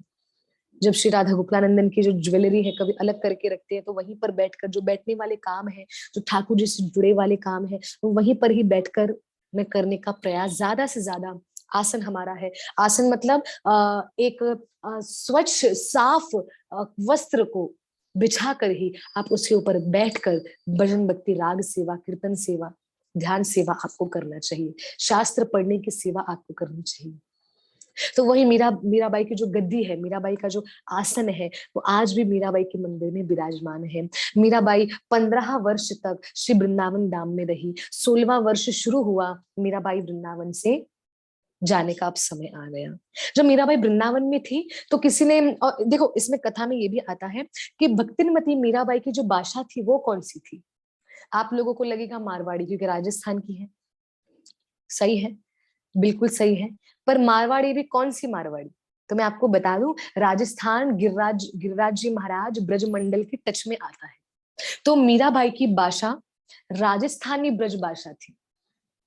राजस्थानी ब्रज भाषा मतलब मीराबाई थे तो राजस्थानी, रूल्स रेगुलेशंस विधि विधान राजस्थान की थे, पर मीराबाई की जो भाषा थी वो ब्रज की भाषा थी। तो इसलिए तो मीराबाई ने कहा, अलीरी मोहे लागे वृंदावन नीको। नीको तो ब्रज की भाषा में बोलते हैं, तो मीराबाई ने भी एक एक पद ब्रज की भाषा में ही गाया है। जब आप मीराबाई के पदों को जब आप देखेंगे ना भक्तों, तो आप मीराबाई के पदों को आप देख सकते हैं। आपको अगर पूरे के पूरे पद, पूरे के पूरे भजन आपको मीराबाई के अगर ब्रज भाषा में न भी मिले, वैसे तो आपको मिलेंगे, अगर न भी मिले तो आप देखिएगा भजन के कुछ कुछ शब्द, ज्यादातर शब्द 80% शब्द ब्रज के होंगे, ब्रज भाषा के होंगे। तो आप ध्यान रखिएगा कि मीराबाई की जो भाषा थी वो राजस्थानी ब्रज भाषा थी। मीराबाई को श्वेत रंग और पीला रंग बाद में पसंद था, पर मीराबाई को पहले कौन सा रंग पसंद था? पहले मीराबाई को गुलाबी रंग मीराबाई को अति प्रिय था। भक्तमाल की कथा में लिखा हुआ है, लाल और गुलाबी, ये दोनों रंग मीराबाई को अति भाते थे। और मीराबाई ने कहीं कहीं अपने पदों पर वर्णन भी किया है, अपने पदों में बताया भी है कि गुलाबी और लाल रंग को भाते भाते में कब श्वेत और पीले रंग में आ गई, मुझे तो पतो भी ना चलो। मीराबाई ने पद में डाला है, गाया है, मीराबाई ने अपने पदों में गाया है। तो वही पद में गाते गाते संतों ने मीराबाई की जीवन चरित्र को, जीवन की महिमा को लिखा है। मीराबाई के पद के थ्रू मीराबाई ने अपने अपने पद में अपने आप को जानने का मौका दिया। जानिए मुझे, जानिए मैं कौन हूं, और मुझे जानने के बाद मेरे गिरधर लाल के दीवाने हो जाइए, मेरे गोविंद के दीवाने हो जाइए। श्री वृंदावन धाम में मीराबाई के दिन बीतने लगे। वृंदावन में मीराबाई को बहुत आनंद आने लगा। किसी ने पूछा मीरा को, मीरा द्वारिका में रहना है कि वृंदावन में रहना है, या पुनः अपने स्थान पर वापस जाना है जहां से तुमने गिरधर लाल की भक्ति पाई? मीराबाई ने बिना समय गवाए, बिना एक सेकंड भी वेस्ट किए, मीराबाई ने कहा वृंदावन। अब मन में प्रश्न आएगा, क्यों मीराबाई ने द्वारका क्यों नहीं चुना? क्योंकि मीराबाई को तो ससुराल है द्वारकाधीश, द्वारका ससुराल है, और द्वारकाधीश तो पति है। मीराबाई को शुरुआत से ही मीराबाई का वृंदावन से प्रेम था, और मीराबाई के अंतिम समय तक, मीराबाई के जो आखिरी के पद है उसमें बताया गया है, मीराबाई जब गिरधर लाल को पुकार, द्वारकाधीश के सामने जब मीराबाई खड़ी थी, तो खड़ी होते होते वृंदावन की ही महिमा कर रही है। वृंदावन की महिमा करी, द्वारका की महिमा नहीं, वृंदावन की महिमा कर रही है मीराबाई। मीराबाई को वृंदावन धाम से अति प्रेम है, अति प्रेम। 15 वर्षों तक मीराबाई वृंदावन में रही। राणा विक्रमादित्य को पता चला, उन्होंने अपने सिपाही भेजे हैं कि उसको बुला लेता हूँ वापस, क्योंकि मीरा के जाते ही, मीरा के वृंदावन जाते ही समय बीतने के बाद पूरे राजस्थान में अकाल पड़ने लगा। न बारिश हो रही है, न खेतों फसलों में अन्न उग रहा है, दुख ही दुख, तकलीफ ही तकलीफ, वो भूमि मानो श्रापित हो गई। जिस भूमि पर भक्त ने कष्ट पाया, तो वो भूमि पर कैसे खुशियां हो सकती है? सब लोगों ने राणा विक्रमादित्य से कहा कि आपके कारण आज हम दुखी हैं, मीरा को पुनः लेकर आओ। राणा विक्रमादित्य ने भेजा है मीरा, सिपाही मीरा को लेने के लिए। सिपाहियों के साथ मीरा की दासी भी आई। मीरा की दासी ने कहा, मीरा भाई आप चलिए, अकाल पड़ गया है राजस्थान में, कोई सुखी नहीं है। मीराबाई ने कहा, मैं गिरधर लाल से प्रार्थना करूंगी, सब ठीक हो जाएंगे, पर मैं नहीं चलूंगी। कहा चलना पड़ेगा, कहा मैं नहीं चलूंगी। तो उस समय मीराबाई गिरधर लाल के सामने रोने लगी, रोते रोते कहने लगी कि मैं अभी आपको, क्या आपको मुझसे प्रेम नहीं? ठीक है, आप भले मुझे अपनी पत्नी नहीं माने, कोई बात नहीं, आप मुझे अपनी दासी तो मान लो। शाम मोहे चाकर राखो जी, चाकर मतलब नौकर बना दो, झाड़ू लगा दूंगी, सोहनी सेवा करूंगी पूरे वृंदावन की, पर मुझे वृंदावन से दूर मत करो, वृंदावन से दूर मत करो। ठाकुर जी ने जब मीराबाई की ये गिरधर लाल ने जो पुकार सुनी, तो सुनते भी ठाकुर जी मुस्कुराने लगे। मीराबाई ने कहा, आप मुस्कुरा क्यों रहे हो? मुझे वृंदावन से दूर नहीं जाना है, ये जोर जबरदस्ती करके ये मुझे ले जाएंगे, मुझे नहीं जाना वृंदावन से दूर, और मैं चाहती हूँ कि आप मुझे रोकें। फिर भी ठाकुर मुस्कुरा रहे हैं। मीराबाई ने कहा, क्यों मुस्कुरा रहे हो? आपके मुस्कुराने के पीछे कारण क्या है? गिरधर लाल ने कहा, वृंदावन में तो मैं भी किसी और की आज्ञा से रुका हुआ हूँ। मीराबाई आश्चर्यचकित हो गई। मीराबाई ने कहा, ये वृंदावन आपका है, ये वृंदावन के स्वामी आप हैं, ये वृंदावन के राजा आप हैं, ये वृंदावन आपका है। तो इस वृंदावन के यत्र तत्र में आप विराजमान हैं। ठाकुर जी ने कहा नहीं, यत्र तत्र स्थिता राधा, ये वृंदावन की महारानी राधा रानी है, मैं नहीं हूं। मैं भी उनकी आज्ञा से यहाँ रुका हुआ हूँ। मीरा, अगर तुम चाहती हो कि वृंदावन में रुकना है और मेरे साथ, तो राधा रानी से अनुमति दो। मीराबाई ने अपने जीवन में सारे पदों में केवल गिरधर, गोपाल, कृष्ण, मुरारी, इन सब और अपने जीवन का वर्णन किया है। पर मीराबाई के कुछ ही ऐसे पद मिलते हैं जिस पदों में मीराबाई ने ये लिखा है, साक्षात रूप से लिखा है, भक्तमाल की कथा में आया है, साक्षात रूप से लिखा है मीराबाई ने कि वृंदावन में भी मुझे रुकने के लिए राधा रानी के चरणों का आश्रय लेना पड़ा। राधा रानी के चरणों का आश्रय लेना पड़ा और मीराबाई ने उस समय राधा रानी का गुणगान किया है। हम भजन गाते हैं ना, प्रिय राधे श्री राधे, राधे राधे प्रिया प्रिया, प्रिय श्यामा श्री श्यामा, श्यामा श्यामा प्रिया प्रिया। उस समय श्री भक्तिमती मीराबाई ने ये राधा रानी की धुनी गाई। अब राधा रानी की जब धुनी गाई, श्रीमती राधा रानी मीराबाई के समक्ष, मीराबाई के स्थान में, उनकी कुटिया में प्रकट हो गई और दर्शन देने लगी। पहली बार ऐसा हुआ कि श्रीमती राधा रानी ने पीले रंग के वस्त्र धारण करे हैं और मीराबाई को देखते हुए मुस्कुरा रही हैं और करुणा भरे भाव से मीराबाई को आशीर्वाद दे रही है। मीराबाई को कहने लगी, मीरा, तुमने मुझे याद किया, तुम तो मेरे गिरधर की दीवानी हो, मीरा धन्य हो तुम। उस समय पहली बार श्रीमती राधा रानी ने मीराबाई से कहा, मीरा, कभी कभी तो मैं स्वयं विचार करती हूँ कि मेरे गिरधर, मेरे मुरारी, मेरे श्याम सुंदर, मेरे गोविंद आपसे ज्यादा रिझ जाते हैं।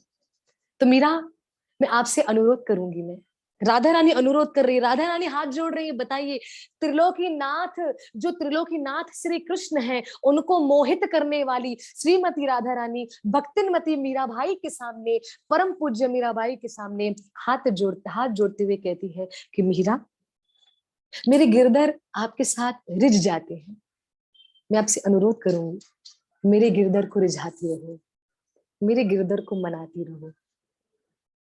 मेरे गिरधर को बड़ा आनंद आता है जब वो आपका भजन सुनते हैं, आपका राग सुनते हैं। जब मेरे गिरधर मेरे संग भी होते हैं, तो मेरे संग बैठे बैठे जब जब आप राग गाती हो, जब जब आप भजन गाती हो, जब जब आप पद गाती हो, तो आपके गिरधर उस समय मेरा हाथ, मेरा कर कमल, मेरे हाथ पकड़कर कहते हैं, राधे मीरा का भाव सुनिए, राधे मीरा का भजन सुनिए, राधे मीरा का भाव कितना सुंदर है। राधा रानी मीराबाई को कह रही है।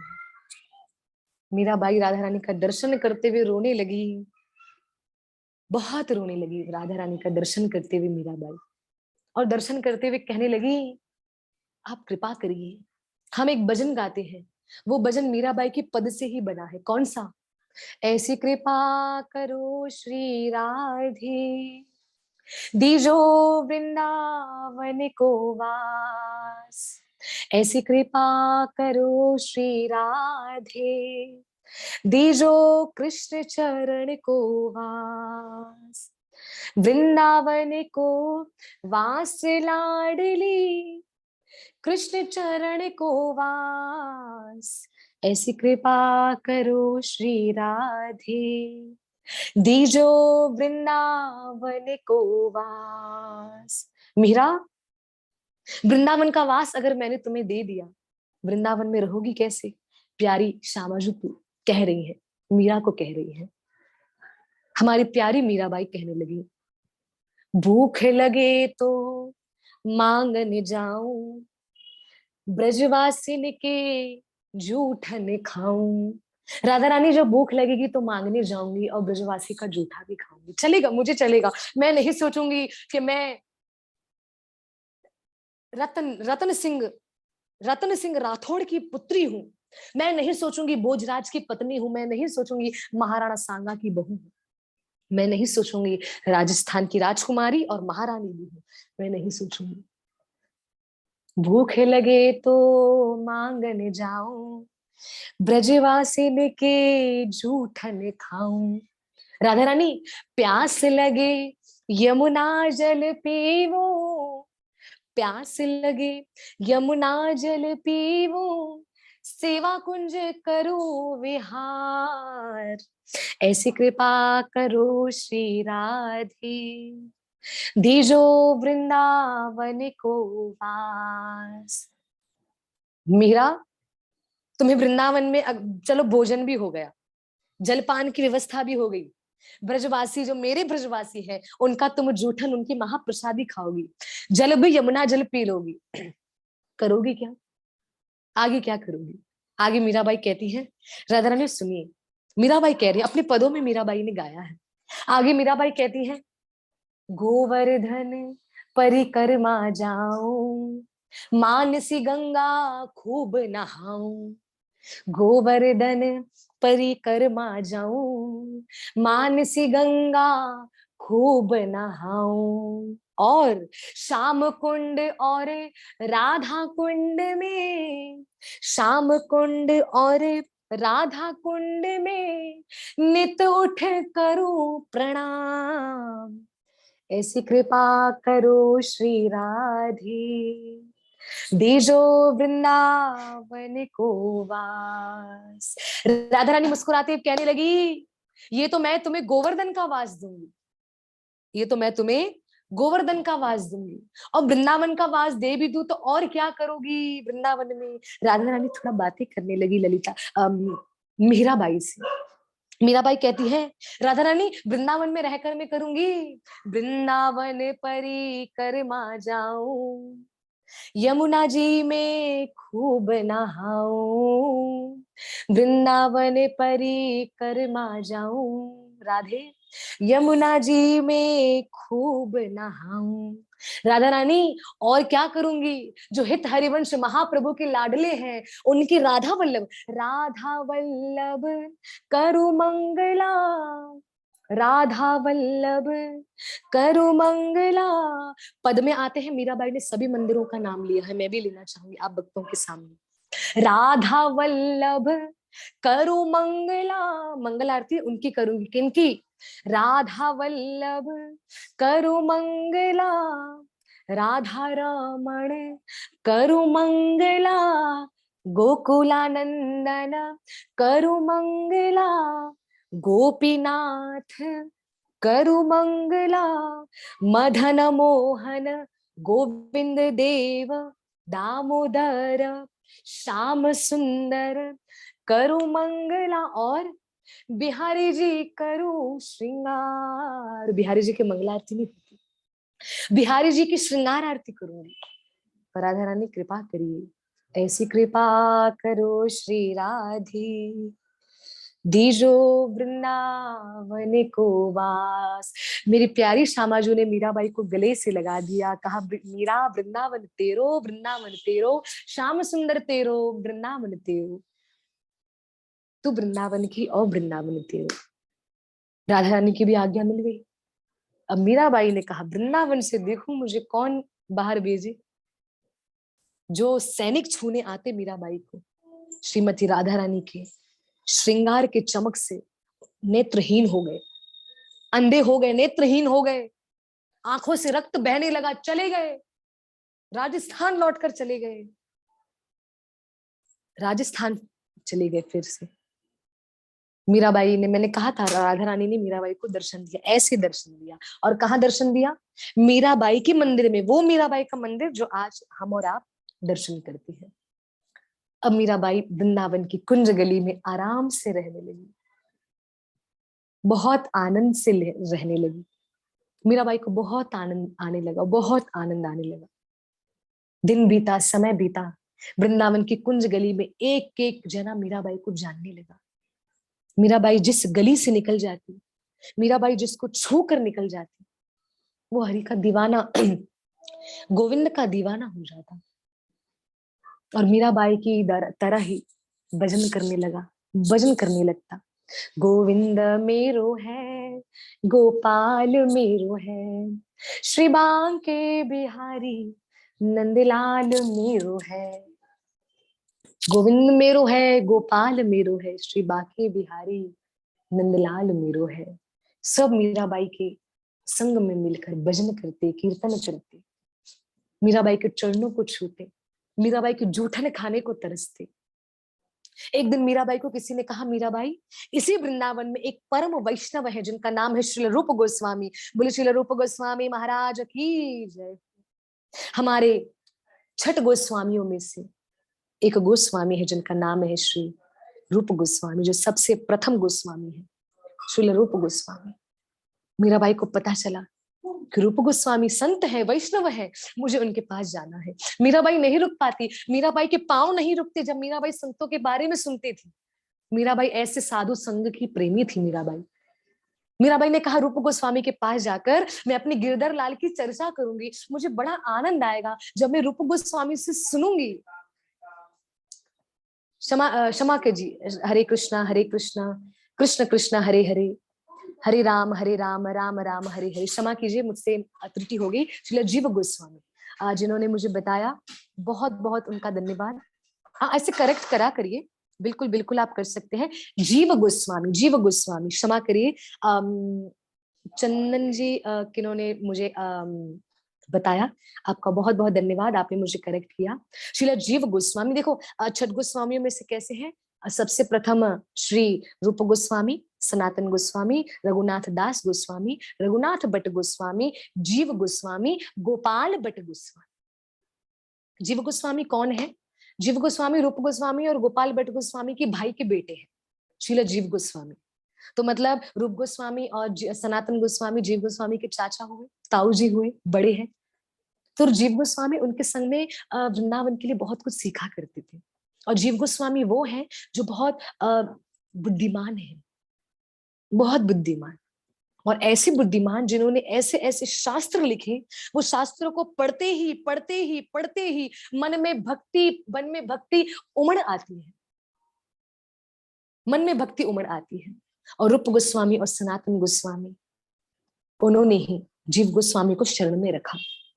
और श्री सनातन गोस्वामी महाराज ने ही जीव गोस्वामी महाराज को दीक्षा भी दी कि आप अभी हमारे संग में श्री वृंदावन धाम में रहो, अब वृंदावन की पूरी नगरी का उजागर करो, उनकी नगरी का उजागर करो। क्योंकि 3 भाई थे, तो तीनों में से जो 2 बड़े भाई थे श्री रूप गोस्वामी और सनातन गोस्वामी, पर जो तीसरे भाई थे उन्हीं के बेटे हैं श्रील जीव गोस्वामी, जो 6 गोस्वामियों में से एक सेकंड लास्ट पदवी पर आते हैं। तो श्रील जीव गोस्वामी के पास मीराबाई मुझे देखा कि जीव गोस्वामी उनके संग में मिलकर मैं हरि की चर्चा करूंगी। जीव गोस्वामी के पास मीराबाई जाने लगी। जाते जाते जीव गोस्वामी की कुटिया के बाहर ही कुछ वैष्णव भक्तों ने उन्हें रोका, कहा अंदर स्त्रियों का आना निषेध है। कहा क्यों? बोला स्त्रियां नहीं आ सकती क्योंकि ये पुरुष, यहाँ पर पुरुष बैठे हैं और श्रीला जीव गोस्वामी वो भी पुरुष है, और जीव गोस्वामी अपनी भजन भक्ति शास्त्र सेवा में ज्यादा लीन रहते हैं, वो किसी स्त्री से नहीं मिलते हैं। उस समय मीराबाई ने जोर से कुटिया के बाहर जोर से आवाज लगाते हुए कहा कि ये ऐसा कौन सा ऐसा पुरुष है, ये ऐसा कौन सा पुरुष है जो मुझ स्त्री से नहीं मिल रहा, क्योंकि मैंने तो यही सुना है और मैंने तो यही जाना है कि इस पूरे संसार में, इस पूरे ब्रह्मांड में केवल एक ही पुरुष है, और वो पुरुष है परम पुरुषोत्तम भगवान श्री कृष्ण। तो ये पुरुष कहाँ से आ गए? हम तो सब उनकी गोपियां हैं, उनकी सखियां हैं, उनके दास हैं, उनके चाकर हैं। अंदर कौन सा पुरुष बैठा है? जब जीव गोस्वामी ने जब ये वाणी सुनी मीराबाई की, जीव गोस्वामी ने उसी समय अपनी शास्त्र सेवा छोड़कर मीराबाई के सामने आए, प्रणाम करने लगे, और प्रणाम करते हुए सभी से कहा कि ये साधारण नहीं, ये मेरे गोविंद, मेरे कृष्ण, मेरे श्याम सुंदर, मेरे राधा दामोदर की ये सखी है, ये गोपी है, इसलिए इसका भाव ऐसा है। और इसी ने जान लिया कि संसार में, ब्रह्मांड में परम पुरुषोत्तम तो केवल एक ही है, भगवान श्री कृष्ण। बाकी सब माटी के पुतले हैं, आते हैं जाते हैं, संसार में जो कृष्ण जिम्मेदारियां देते हैं उसको निभाते हैं और कृष्ण के पास चले जाते हैं। तेरा तुझको अर्पण क्या लागे मेरा, जो ठाकुर का है वो ठाकुर जी को अर्पण, ठाकुर जी वापस ले लेते हैं। उस समय श्रील जीव गोस्वामी महाराज मीराबाई के संग में बैठकर हरि चर्चा करने लगे, हरि चर्चा करने लगे, कृष्ण की चर्चा करने लगे, वृंदावन महिमा का गुणगान करने लगे और मीराबाई को बहुत आनंद आया। जीव गोस्वामी ने मीराबाई से कहा कि आप वास्तविक तत्व को जानते हो और आप साधारण नहीं हो, आप मेरे ठाकुर की आप मेरे गोविंद की, आप मेरे कन्हैया, आप मेरे कृष्ण की सखी हो। जीव गोस्वामी के संग मिलकर मीराबाई ने बहुत सारे शास्त्र भी मीराबाई ने कहे और श्रील जीव गोस्वामी ने लिखे। अब कौन कौन से शास्त्र लिखे हैं वो मैं कल नाम बताऊंगी, और मीराबाई वृंदावन से कैसे जाती है वो भी मैं आपको कल बताने वाली हूँ। अब मीराबाई कल के दिन, कल हम कथा जरूर हम ले रहे हैं क्योंकि उसके बाद कल का आखिरी दिन है, जरूर कृपा करके कल के दिन। और ये क्योंकि कल मैं इसलिए कह रही हूँ क्योंकि परसों से मेरे फिर से जो ऑफलाइन वाले कीर्तन है, दिन में 2-2 3-3 बार वाले, वो मेरे शुरू हो रहे हैं। बिजी व्यस्त हो जाऊंगी तो उस वजह से मैं कथा, ऑनलाइन कथा नहीं ले पाऊंगी, तो इसलिए नहीं ले पाऊंगी मतलब कुछ दिनों के लिए, सिर्फ कुछ दिनों के लिए। फिर मैं वचन देती हूँ मंडे या तो ट्यूसडे हम फिर से मिल रहे हैं और मिलते हुए कौन सी कथा शुरू करते हैं ये हम बाद में श्रवणम करेंगे। पर आज की कथा को मैं यहीं पर विराम देना चाहूंगी। आज हमने मीराबाई के विषय में सुना और श्री जीव गोस्वामी के संग मिलकर भक्तिनमती मीराबाई ने, परम वैष्णव मीराबाई ने कौन कौन से शास्त्रों का, कौन कौन से शास्त्रों की रचना की है, क्योंकि लिखने वाले श्रील जीव गोस्वामी और बताने वाली, उनको अच्छी तरीके से विस्तार से एक्सप्लेन करने वाली कौन है, भक्तिनमती परम प्यारी श्री मीराबाई।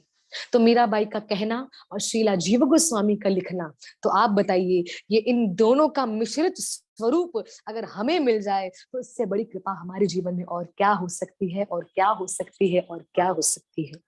तो आइए आज के कथा को, लीला को हम यही विराम करना चाहेंगे। आप भक्तों के कुछ भाव को जल्दी से मैं पढ़कर कथा को विराम करती हूँ। जय श्री राधे, हरि बोल। जब जीव गोस्वामी ने मीराबाई को गौरंग महाप्रभु की कथा सुनाई थी, हाँ जी, गौरंग महाप्रभु की कथा सुनाई, उसी के बाद प्रभु जी आपका धन्यवाद जो मुझे हेल्प कर रहे हैं ये बताते हुए, मैंने पॉइंट्स में लिखा भी हुआ है कि जीव गोस्वामी ने चैतन्य महाप्रभु की महिमा को मीराबाई के समक्ष प्रस्तुत किया था, बताया था। जब महाप्रभु की महिमा बताई तो कथा में तो ये भी बताते हैं कि श्री भक्तिनमती मीराबाई ने जब गौरंग महाप्रभु की कथा को सुना तो सुनते हुए जो वहां पर मीराबाई के जो पर्सनल विग्रह थे वो भी गौरंग स्वरूप में परिवर्तित हो गए, गौरंग स्वरूप में परिवर्तित हो गए। तो आगे कथा में ये भी बताते हैं कि गौरंग महाप्रभु की ही उनके उनके पद चिन्हों पर आगे चलते हुए मीराबाई ने कुछ कुछ ऐसे ज्ञान को जीव गोस्वामी के सामने प्रस्तुत किया और जीव गोस्वामी ने कुछ ऐसी बातों को मीराबाई को बताया, कुछ ऐसे तत्व, गुप्त तत्वों को मीराबाई को बताया जिसमें मीराबाई की भक्ति, भजन, प्रेम और बढ़ता गया और बढ़ता गया और बढ़ता गया। तो इसलिए जीव गोस्वामी और मीराबाई इन दोनों के बैठने पर, इन दोनों परम परम दिव्य दिव्य अद्भुत तत्वों के बैठने पर कौन से शास्त्रों का उजागर हुआ है ये मैं कल आपको बताते हुए सीधा मीराबाई की विदाई हम वृंदावन से करवाकर चलेंगे सीधा द्वारिका नगरी। मीराबाई वृंदावन से क्यों गई, कैसे गई, इसका आपको कल उत्तर मिल जाएगा। जय श्री राधे। दीदी मेरे बाल गोपाल का नाम आप रखिए, जानवी माता जी, जरूर हम रखेंगे, जरूर रखेंगे। ठाकुर जी की कृपा हो जाए, कब रखना है वो आप मुझे बताइए, कृपा करके बताइए। कोमल माता जी, हाँ दीदी प्लीज राधा रानी की महिमा, हाँ जी, हाँ राधा वल्लभ लाल की महिमा तेजल नेक्स्ट वीक प्लीज। मैं आपको बताऊंगी कि नेक्स्ट वीक हम कौन सा उपहार राधा गोकुलानंद आपको देने वाले हैं, कौन सा गिफ्ट देने वाले हैं। उसमें आपको पता चल जाएगा कि कौन सी हम कथा ले रहे हैं, और वचन देती हूँ बड़ा आनंद आएगा वो टॉपिक सुनकर। अब कौन सा हो सकता है, राधा वल्लभ भी है, राधा रानी भी है, और क्या क्या है तो वो आपको पता चल जाएगा। हाँ जी। मैं जल्दी से ले लूं। ये भजन आपने गाया है ना, वृंदावन वाली, मैंने सुना है। हाँ जी, जी गाया हुआ है। जय श्री राधे, जय श्री राधे। दीपा माता जी जय हो। मुझे भी लगता है श्याम सुंदर से ज्यादा राधा रानी का है वृंदावन। बिल्कुल, 100%। हमको लगना नहीं चाहिए, ये गारंटी है, ये श्रीमती राधा रानी का है वृंदावन। और मैं आपको श्री हाँ जी, क्षमा करिए, श्रीला रूप गोस्वामी ने बड़े सुंदर तरीके से विस्तार से बताया है कि राधा रानी का जब अभिषेक हुआ, राधा रानी का अभिषेक मतलब जब राधा रानी को वृंदावनेश्वरी बनाया जा रहा था, तो अभिषेक जब ठाकुर जी कर रहे थे, तो राधा रानी का अभिषेक करने के बाद कैसे श्रृंगार किया, वो सब शास्त्र में लिखा हुआ है। वो राधा रानी की कृपा से मुझ तक आया है, तो मैं आपको जरूर आपके साथ शेयर करना चाहूंगी। बहुत कुछ बताने के लिए है, कभी कभी समय कम पड़ जाता है, कुछ मैनेज नहीं हो पाता, पर बताऊंगी जरूर। तो कैसे कृष्ण ने राधा रानी को वृंदावनेश्वरी बनाकर उनका राज अभिषेक, वृंदावन राज अभिषेक किया, वो मैं जरूर आपको बताना चाहूंगी, जरूर बताना चाहूंगी। क्या एकादशी के दिन 3 टाइम खाना चाहिए या एक बार? मैं आपको बता दूं, एकादशी को वृंदावन में, और वैसे तो एकादशी को शास्त्र में लिखा गया है, एकादशी को हमेशा हमें निर्जला पालन करना चाहिए। जो निर्जला नहीं रख पाते उनको सहजला पालन करना चाहिए। सहजला मतलब लिक्विड पे चलना चाहिए। लिक्विड मतलब पहले, सबसे पहले जल, फिर भी जल से उनका नहीं होता तो आप लिक्विड ले सकते हैं, छाछ वगैरह पी सकते हैं, लस्सी या फ्रूट के जूसेस पी सकते हैं। पहले एकादशी निर्जला, दूसरी एकादशी सहजला, तीसरी एकादशी सहफला। यहाँ पे एकादशी के खाने का तो वर्णन आया ही नहीं है। अगर बहुत भूख लगती है तो आप फल खा सकते हैं, फ्रूट्स खा सकते हैं, पर आज के समय पे हमको ठाकुर जी ने बहुत सारी जिम्मेदारियां दी है, तो हम एकादशी का भोजन कर सकते हैं। इसमें कोई भी अपराध या कोई भी संकोच हमें नहीं करना चाहिए। प्रश्न आया है 3 बार या एक बार, तो मैं आपको बता दूं, एक बार। एक बार हमें एकादशी वाले दिन भोजन करना चाहिए। अगर आपकी क्षमता है निर्जला रखने की तो आप निर्जला रखिए, या आपकी क्षमता है सहजला, पूरा दिन आप जल पे रहे या लिक्विड चीजों पे रहे, तो आप वो भी कर सकते हैं। या तो आप पूरे दिन फ्रूट्स पे भी रह सकते हैं, वो भी कर सकते हैं। या तो ये तीनों नहीं, एकादशी का भोजन जरूरी है, तो आप शास्त्रों के अनुसार, वृंदावन के संतों महापुरुषों के अनुसार, हमको एकादशी वाले दिन दोपहर के समय, दोपहर मतलब दूसरे पहर में, हमको एकादशी का भोजन ग्रहण करना चाहिए एक बार। फिर भी अगर किसी की क्षमता नहीं होती है तो मैं उनके लिए केवल इतना कहना चाहूंगी, कृपा करके मॉर्निंग में और दोपहर को ही खा लीजिए, संध्या में नहीं खाइएगा, क्योंकि एकादशी की रात्रि को जागरण करना भी जरूरी है। अगर आपका पेट भरा रहेगा तो नींद आएगी, तो संध्या के बाद वैसे भी भोजन नहीं करना चाहिए। तो जो 2 टाइम खाने के लिए बोले, तो उनके लिए मैं सुबह और दोपहर कहना चाहूंगी। जो एक टाइम के लिए बोलते हैं उनके लिए केवल दोपहर, ठीक है। और जिनका जैसा सामर्थ्य, जो रात को भी जिनको नीड लगता है तो आप खा सकते हैं, कोई बात नहीं, केवल अन्न ग्रहण नहीं करना है, बस कहना इतना चाहूंगी। आगे 31 को आप कथा करेंगे, कथा करें तो हम राधा रानी से मिल के न्यू ईयर का स्वागत करेंगे। आपकी देवरिन क्या दीवानी, आई मीन समझ नहीं आ रहा माता जी आप क्या कहना चाहते हैं। 31 को कथा करेंगे, कथा करना है नहीं करना है 31 को बताते हैं माता जी क्योंकि 31 के लिए कीर्तन आए हुए हैं। अंजू माता जी, आपका भाव बड़ा सुंदर है, मैं आपको, आपके भाव को हमने देखा हुआ है। आप बहुत ठाकुर जी के, राधा गोकुलानंदन के प्रति भी आपका बहुत सुंदर भाव है। मैं आपको जरूर, आप भक्तों को इन्फॉर्म कर दूंगी कि 31 को हम ठाकुर जी के संग में न्यू ईयर सेलिब्रेट करेंगे कि नहीं, मैं जरूर बता दूंगी जरूर। और मैं सच में मैं उम्मीद करती हूँ, और ये ऐसा कुछ हम प्लान करना चाहिए। कृपा करके आप मुझे मैसेज करिए कितने लोग चाहते हैं कि 31 का जो 12 बजे वाला जो टाइम है, वो हम यहाँ पर जुड़ते हुए एक छोटी सी कथा सुनकर, भले 11:30 बजे जुड़ो, हाफ एन आवर में, जैसे 12, वैसे तो ये इंग्लिश वाला 12 होता है, हमारे वास्तविक वाला नया साल, हमारा नया जो टाइमिंग होता है, जो सुबह का टाइमिंग, वो सुबह को शुरू होता है ब्रह्म मुहूर्त में। तो कितने ऐसे भक्त हैं, कृपा करके मैसेज करिए जो चाहते 31 को हम 11:30 मिले, एग्जैक्ट 11:30 मिलेंगे, और 12 बजे जैसे 12 बजेंगे श्री राधा गोकुलानंद, और सच बता रही हूँ उस दिन राधा गोकुलानंद भी जागते हैं, क्योंकि काफी वक्त आते हैं। गोकुलानंद ज्यादा जागते नहीं है किसी के लिए भी, सिर्फ फेस्टिवलों में जागते हैं, पर हमारे प्यारे लाडले बड़े कृपालु हैं, बड़े दयालु हैं। एक राधा रानी की महिमा सुनते हुए नए साल का स्वागत करेंगे, ताकि हमारा सारा का सारा नया साल राधा रानी के चरणों में ही बसा रहे, राधा रानी के चरणों में ही लगा रहे। प्लीज कृपा करके आप ये विचार जरूर प्रस्तुत करिएगा मेरे समक्ष। आगे मैं जल्दी जल्दी सबके पढ़ लेती हूँ, फिर उसके बाद हम कथा को विराम करेंगे, समय हो चुका है। सबसे पहले सभी को हरे कृष्णा, जय श्री राधे। जय श्री राधे। दीपा जी, वाह, जय श्री द्वारकाधीश की जय हो। यस यस, देखा है, बहुत भोग लगाते हैं द्वारकाधीश, बहुत भोग खाते राजा जी, हमारे प्रभु हैं, हमारे राजा हैं।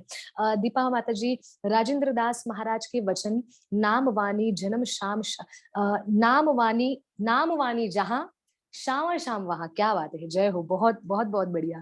देखो दीपा जी, आपका बहुत बहुत धन्यवाद, आपने एक भाव हमारे सामने रख दिया। नाम वाणी जहां शाम शामा वहां, जहां पर भी नाम है हरि का, शामा शाम वहीं पर है। जय हो, आप सभी का धन्यवाद। जी जी जी, आप सबके मैसेजेस हो गए होंगे, मुझे यही लगता है सबका हो गया है। कोमल माता जी भी कह रही है, मैं और मेरा पूरा परिवार। कोमल माता जी, मैं और मेरा पूरा परिवार, जय हो। 31 को, जी जी जी, बहुत रिक्वेस्ट आ रही दीदी, वो पूछने की बात नहीं है, आप खाली बोलो। ओहो, जय हो। आपके सबसे पहले आपके प्रेम के लिए धन्यवाद, कि आपका इतना प्रेम ठाकुर जी की दासी के ऊपर है, उसका धन्यवाद। चलिए आज की कथा को हम यही विराम करते हैं। 31 को हम मिले नहीं मिले, राधा गोकुलानंद प्लीज आप हमें आज्ञा दीजिए, अनुमति दीजिए कि हमारा साल का हमारा पहला दिन, हमारा पहला घड़ी श्री राधा गोकुलानंदन को दर्शन, उनको उनको लाइव दर्शन करते हुए हो, तो बहुत बहुत आनंद आ जाए। मैं सच बता रही हूँ, एकदम हृदय को आनंद। और पता है, ठाकुर जी भी हमारे ईयर को वेलकम करते हैं, सच में। 2019, मैंने अभी भी मुझे याद है, 18 15 16 17 18 19, वो सच में 20 गोकुलानंद पकड़ते थे, और राधा रानी 16, कभी 18, कभी 17, ऐसे। मेरी मेरे ठाकुर जी बड़े सुंदर हैं, उनको जैसा भाव से हम करते हैं, ठाकुर जी वैसे भाव से हमारा भाव स्वीकार करते हैं।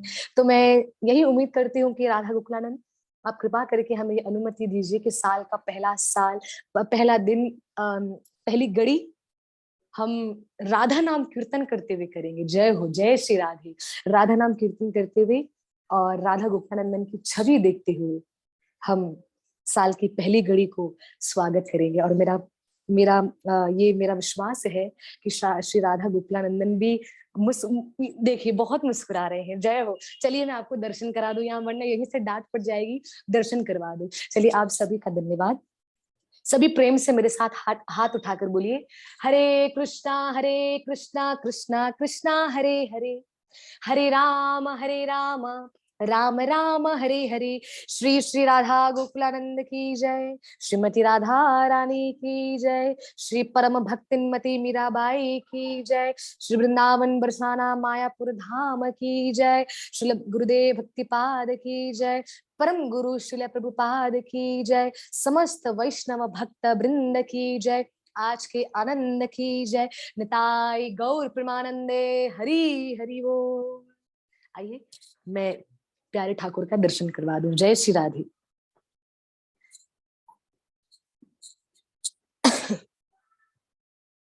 जय श्री राधे, जय श्री राधे।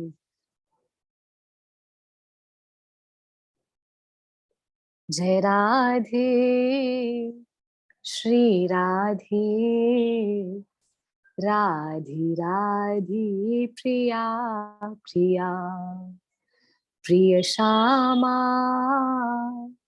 श्री श्यामा, श्यामा श्यामा प्रिया प्रिया।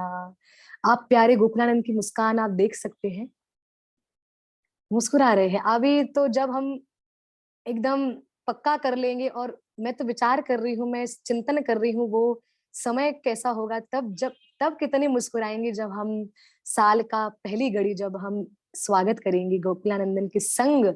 सच में बहुत आनंद आएगा। जय श्री राधे। श्री लाडले गोकुलानंद की जय हो। श्री लाडली गोकुलानंदनी प्यारी राधा रानी की जय हो। श्री प्यारे बाके बिहारी लाल की जय हो। जय श्री जगन्नाथ सुभद्रा बलभद्र सुदर्शन प्रभु की जय हो। श्री किशोर किशोरी स्वरूप बाल गोपाल की जय हो। चरण दर्शन कर दीजिए।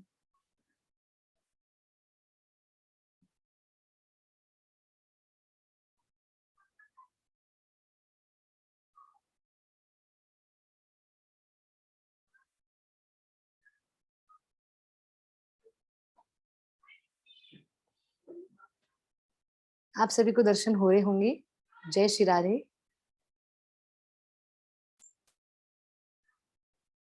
जय हो। धन्यवाद धन्यवाद।